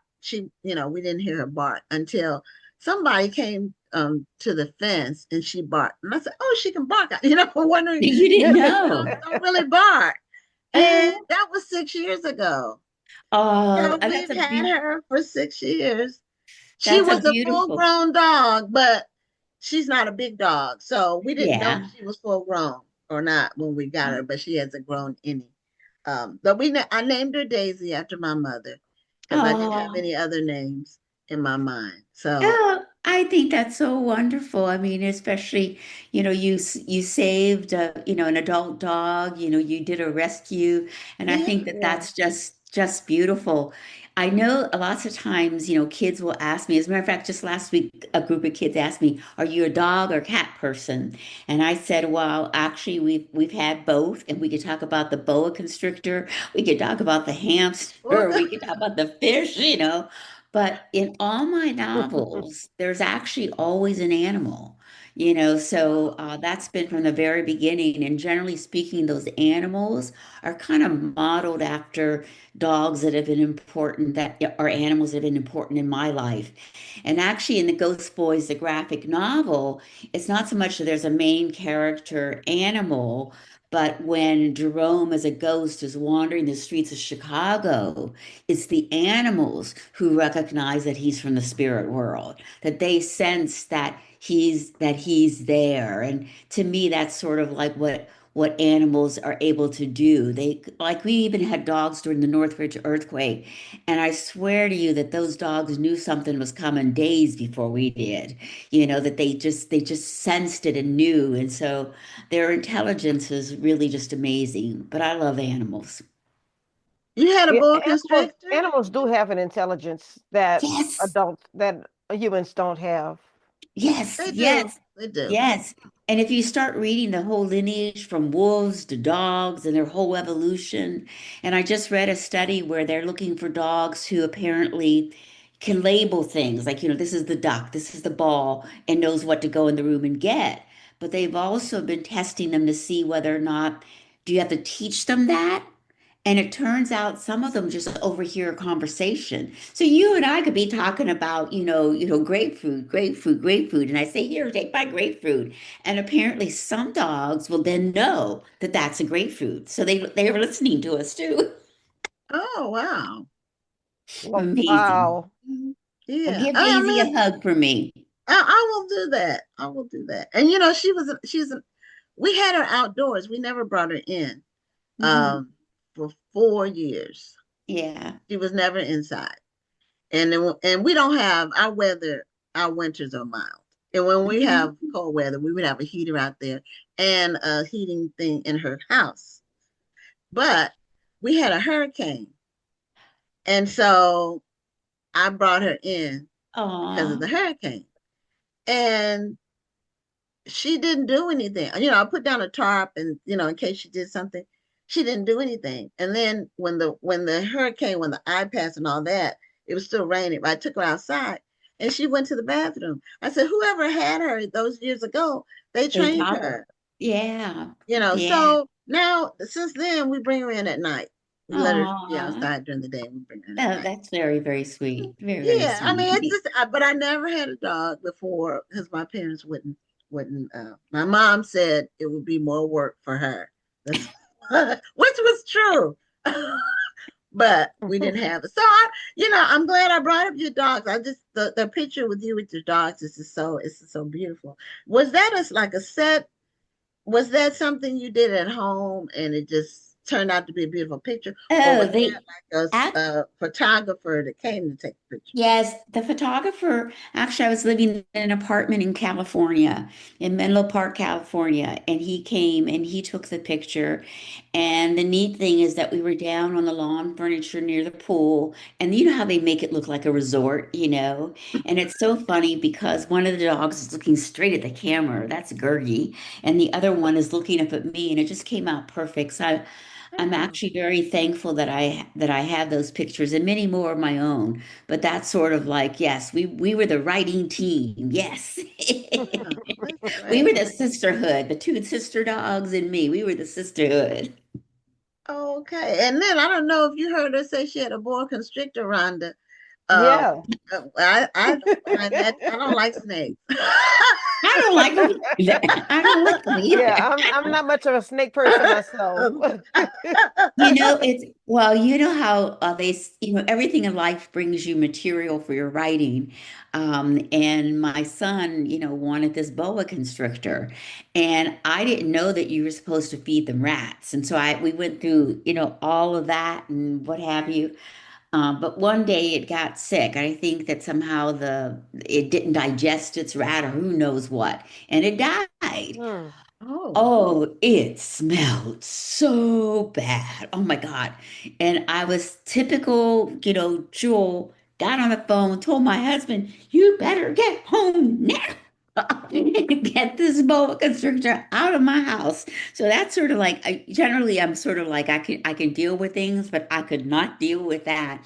And oh, my husband knows that if I ever say that to him, it really is serious. But usually it's about, people or loved ones. But this time it was about this, it was a huge thing, yeah, they're huge. big. They're Yeah. And big. it's I've like, only seen them in like the zoo in a yes. glass behind glass, Oh, and it's they are huge, awful. huge. It was Or in a awful. movie, in a movie, Yeah, exactly, but exactly. but but in person, it's a It big, is a big animal. It is a big animal. And my it's dear one came and got rid of that. So we never had any more snakes, thank God. oh We well. were the kind of parents who tended to say, and still are, yes, then or why not? Then no.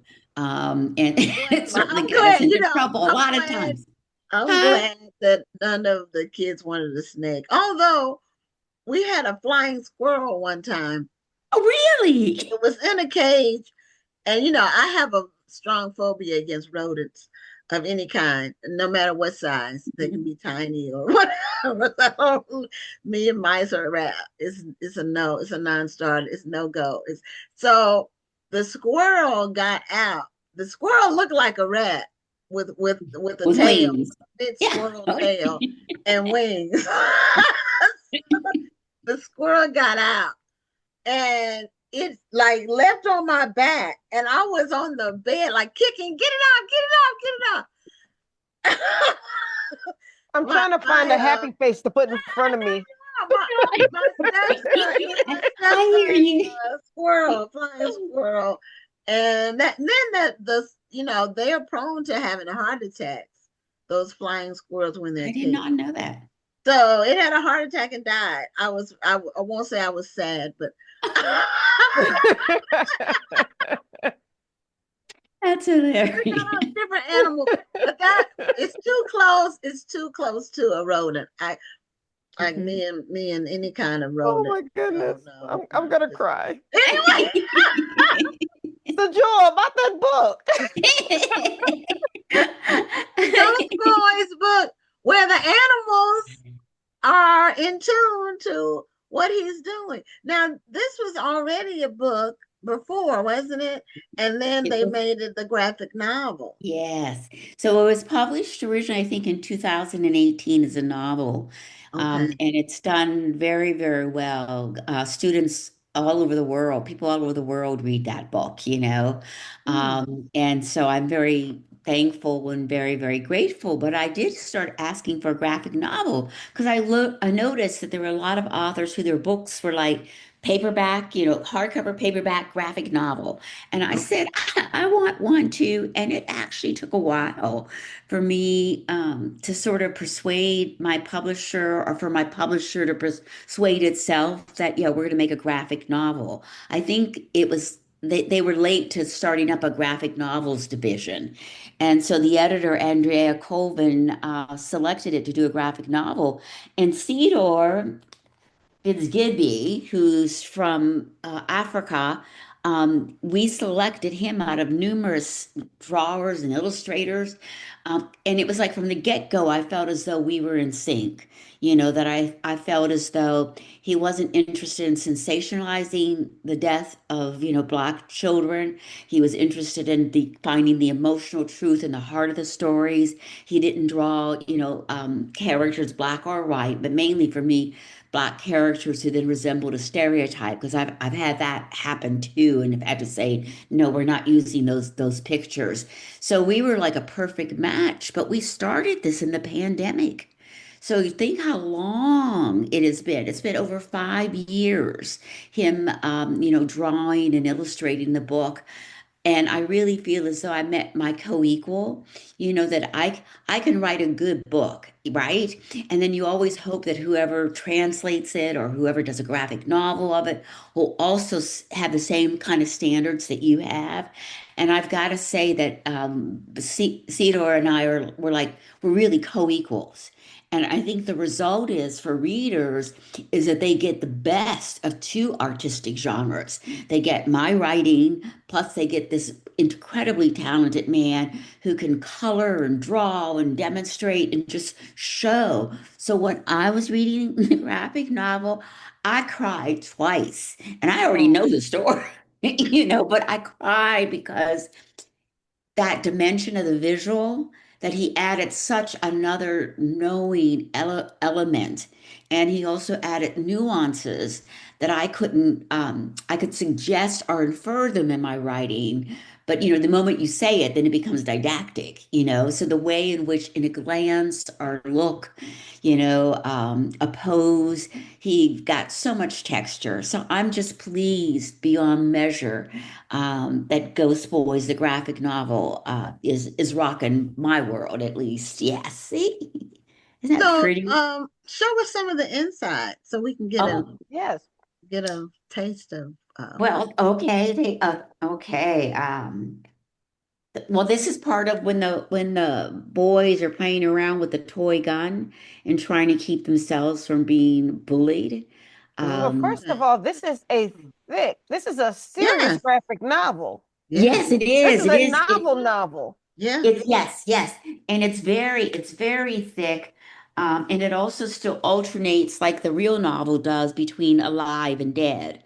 So you get to see Jerome and his family when he's alive, but you also get to see the after effects of what his death meant to the family. So there are a lot of books will sometimes will say so and so, well, it's not just books. It's like what we're even doing now to the young woman who was shot in the face in Minnesota. It's sort of like we don't have the context, though we're starting to get some of it now for the life that she lived. So sometimes in novels, so somebody will die and everybody else will get enlightened, but you don't have a context for the life that the person who was murdered lived.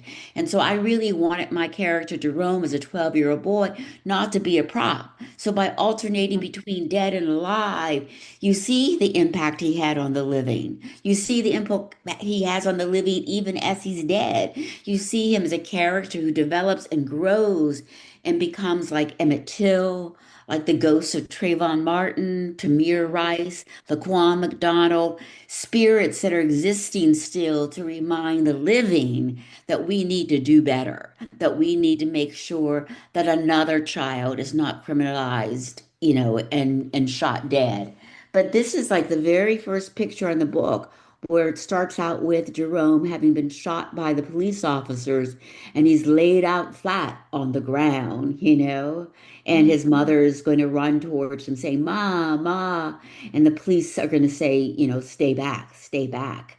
And that's when, Jerome rises as a ghost. What I really like too is also, and we talked about it, the ending, because here is Jerome Wow. dead. And so eventually in the story, he gets to tell what really happened to him. So we don't quite know the steps. So about two-thirds into the story, he talks about what happens to him, that he was shot dead. But also here, it's like at the end of the novel, it's basically his spirit rises. My spirit rises, he says. And that's kind of typical of the work that I do too, that I tackle hard subjects, but I never leave people, I think, or I never try to leave them in despair or hopelessness. In particular, I want people to have that sense of agency. So the irony, not the irony, but it's interesting to me that even dead, the dead have agency. Like when I think of my dead grandmother, I'm reminded so much about how I should be trying to live my life. Jerome is reminding as a ghost people that, you can't undo the wrong, but you can do your best to make things better. And so that sense of when he rises after helping the living also rise in the face of, wanting to exert social justice and exert change in society, you feel that sense of agency, not only for the dead as reminders for how we should live, but also the living who make decisions that I am going to do better. So I really love that picture. And the first time when we saw the drawings, it didn't quite have that uplift, or like I call it the Maya Angelou uplift, because she, and still I rise kind of Yes. response. And that's that feeling that comes from our culture, that we got right in this graphic novel version, and still I rise. Now, what gave you the original idea for the book when you Good first, question. not the graphic But just the novel, book, but the yes. original story? Well, Queen, I think we've talked about before how generally I always just write what I want to write. And then if it gets published, woo, if it doesn't, I'm still going to write it anyway. But anyway, but this book, I was walking at the Little Brown offices, and my editor, Alvina Ling, and I were going down the halls, and I had talked about overtime, things that were going on with my son because he was in New York for college, and there was a lot of racial profiling going on. And it was after, the series of deaths of the young black men, that wave there. Uh, um, and she said to me, Jewel, did you ever feel want to write about, the murdering of young black boys? And I just stopped in my tracks and I said, no, I'm not going to write about that. And I talked to my family, you know what she said? And I just, no. And they said, no, you're not going to write about that. And then the more I thought about it, the more I thought how I was maybe in some ways a little bit uniquely qualified to write about it because of my history. And I am an historical novelist. I was a child when Emmett Till was murdered. I remember seeing him in his casket. I remember, hearing his mom on TV saying, I want the whole world to see what they've done to my boy. And those images, which I was far too young to see, but in those days, there were a lot of things that Black families would do because they wanted to wake us up to the hardships that we might endure in the world. But I would say I was too young because that image has haunted me all my life, all literally, that it's like anything that would remind me of it, even as a 60-year-old, would still like freak me out, that it would just bring me to tears. And I also felt that I've been practicing for such a long time as an adult novelist to become a good writer. And then as an adult novelist to become a good writer so I could do what I really wanted to do, write for young people. That I thought, well, if I don't try, then what's the point? Of course it's going to be a hard book, but I like to do hard things. And somebody who's been writing as long as I have, why shouldn't I go ahead and try to do the hard thing? Our children deserve it. So a lot of things about giving the talk, some of it will get pushed to like later ages. But we know the young ones need to know it too. But they also need to know and understand the complexity and the differences between straight out racism and also racial bias, because both things will affect their lives and they're different and they need to understand the nuances and how to respond, who's educable and maybe who's not. Right. So I said to my editor, I'll write it, but if I don't get it right, we're just simply not going to publish it. You could take the money back. Oh, And Mm. I that actually was wrote it. okay. You were really confident, or Yes. in what you were doing. No, actually, no, I would say it's perhaps the other way. I did not know I could do this book. I was not confident, but I do believe a lot in my legacy. That it's like if people, and I always say I don't write for money. We all want to get paid for the work we do. But what I mean by that really is that I don't want to sacrifice my legacy, my reputation for something that's, not up to my standards that's then going to be out in the world. I don't deserve that. Children don't deserve that. And I think when I wrote my very, very first novel, an adult novel, Voodoo Dreams, I was on book tour and I was following behind another author. And I would always get these questions of like, well, did they push you to hurry up and finish it? And did they do this and do this? Were you happy with the ending? And it turns out, as I started piecing it together, is that it was a lament of the author ahead of me that she had felt rushed, she had felt pushed, and she was not happy with her ending. And that kind of like made me feel how sad that you would then publish a book and then tell people, well, excuse me, this wasn't what I really wanted. But publishers can do that. And particularly in those days when, because we're going back 40 some years, when it was so difficult to get published as a writer of color, so difficult that there's a sensibility that when you're a young'un, oh, I'll do whatever you want. Or, yeah, oh, I'm so grateful to you. Oh, you're publishing me. And even that, some of that stuff still goes on today. And I caution everybody, publisher isn't the one that's going to take the hits if the book isn't good. It's going to be you. And then the next thing you know, they're going to say, oh, we can't publish any more of your books because it didn't win awards. It wasn't a good book, Right, didn't get good right. reviews, and it didn't sell. And so because of that first experience, I thought that really strengthened my resolve. So it would be no a book that anybody would say this is not a good Jewell Parker Rhodes book. So I tell people if you see my book on the shelf, that means I did as much as I thought I could do. I gave it my best, and it means I'm often late with getting my books turned in. So publishers also have this timeline, and I understand it. It's part of a business model. And I'm thankful that because of writing what I want to write generally, except when I get good advice from some an editor, and then taking my time to do it the best that I can, that I've been successful enough, that it's kind of like um, they'll get it when it's ready, and I'm really thankful for that because that pressure of, Jewell, when's it ready? When's it ready? It has stopped in this latter part of my career. They know that when they get it, because, now, especially for children's, I think I have 7 books and they're all good and they've all done well. So they all right, whenever we get it, and I really appreciate that. But I feel as though that was what I earned, the time and the sort of the cultural support for doing what I think is best to represent my African American culture. And Beautiful. then Thank you you've so written with much your for daughter sharing that. too. Yeah. Pardon? You've written with your daughter also. Oh yeah, my daughter, yeah, but she's a complete Kelly McWilliams. Who we did Right, that Soul Step, the picture book together. I right. remember that. Yeah. Yeah, and actually, do you remember how I said I was going to give Little Brown back the money? Because I said I wanted to do a picture book, but writing picture books is hard. So all our props to all of you who write picture books. And so I told Kelly, well, I'm going to give him back the money. And she's like, a mama with a 3-year-old. And she says, oh no, mama, we're not giving back the money.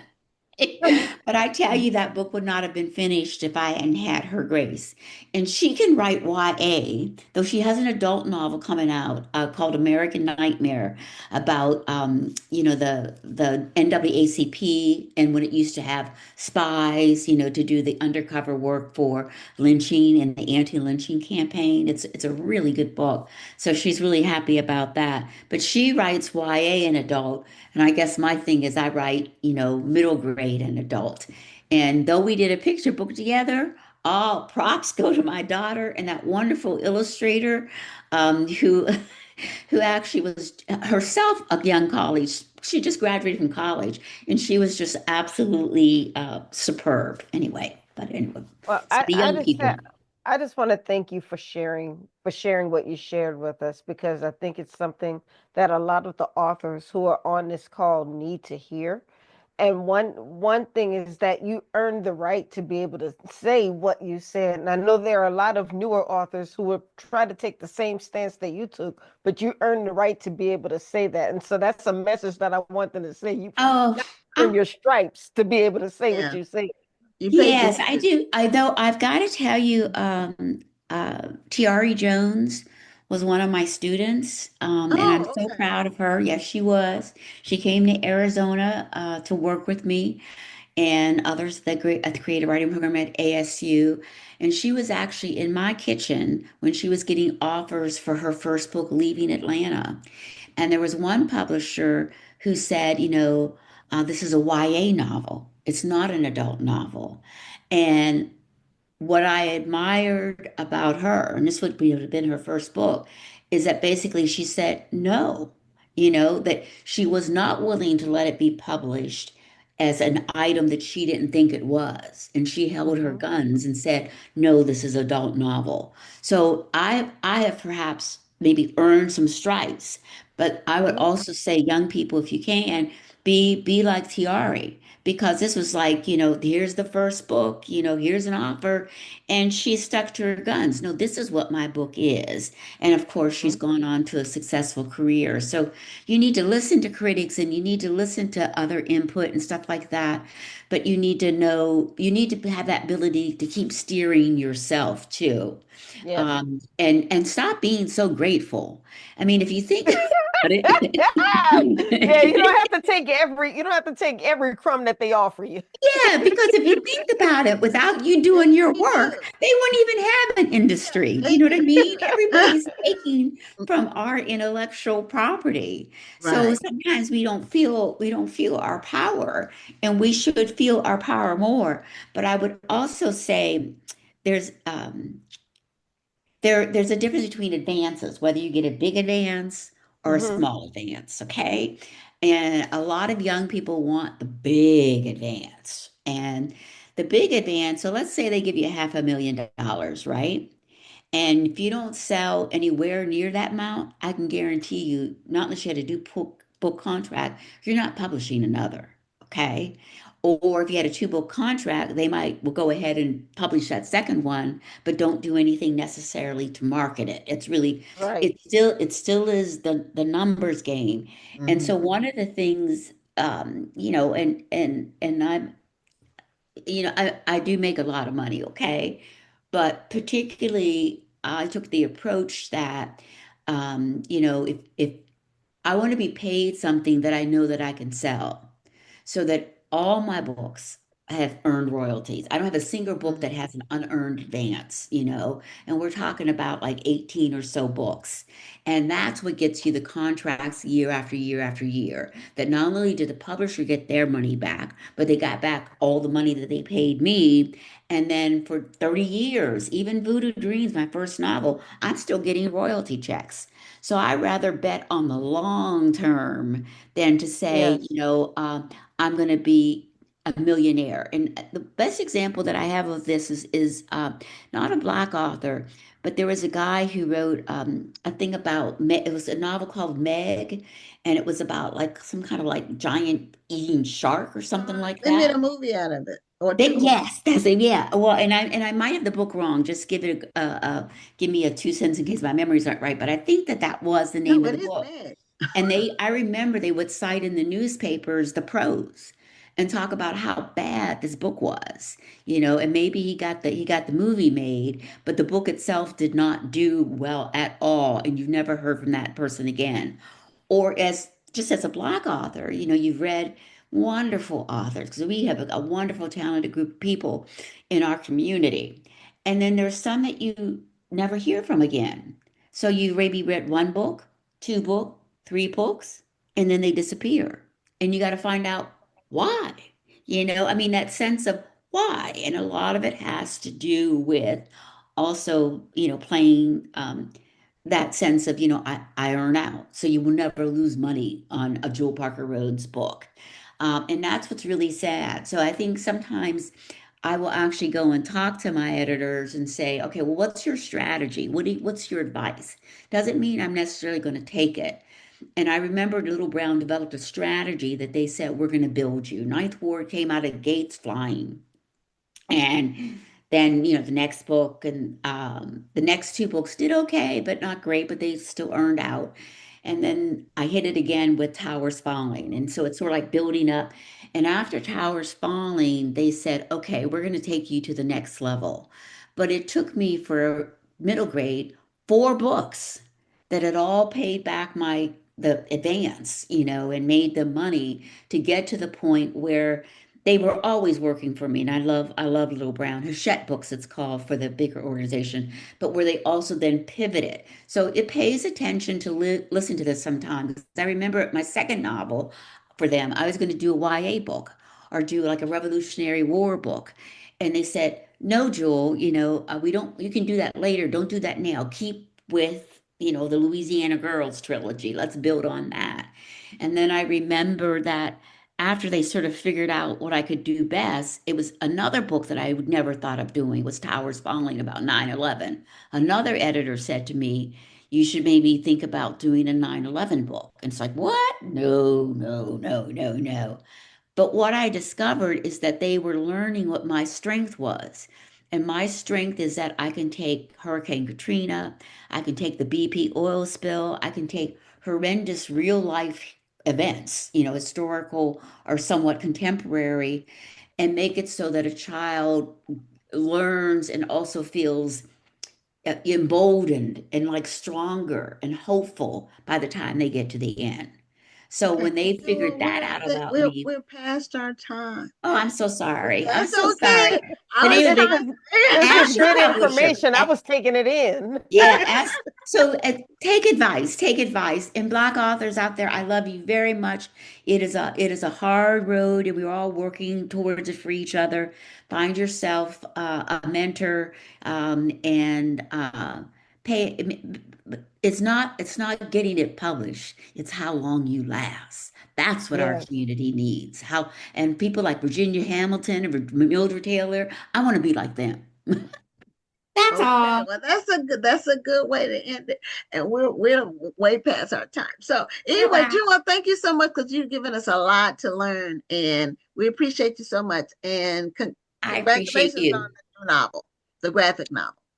Thank you. Bye bye. Bye bye. Bye. Okay, well, thank you all for hanging with us a little over time, but it was well worth it. She gave us some real nuggets of wisdom. So Absolutely. we are signing off for tonight. We'll see you next Tuesday for another episode of Black Authors Matter TV. I'm Gwen Richardson signing off. And I'm Dr. Rhonda Lawson. Have a wonderful evening and a great week. Thank you for tuning in, and join us next Tuesday at 7 p.m. Central, 8 p.m. Eastern for another edition of Black Authors Matter TV.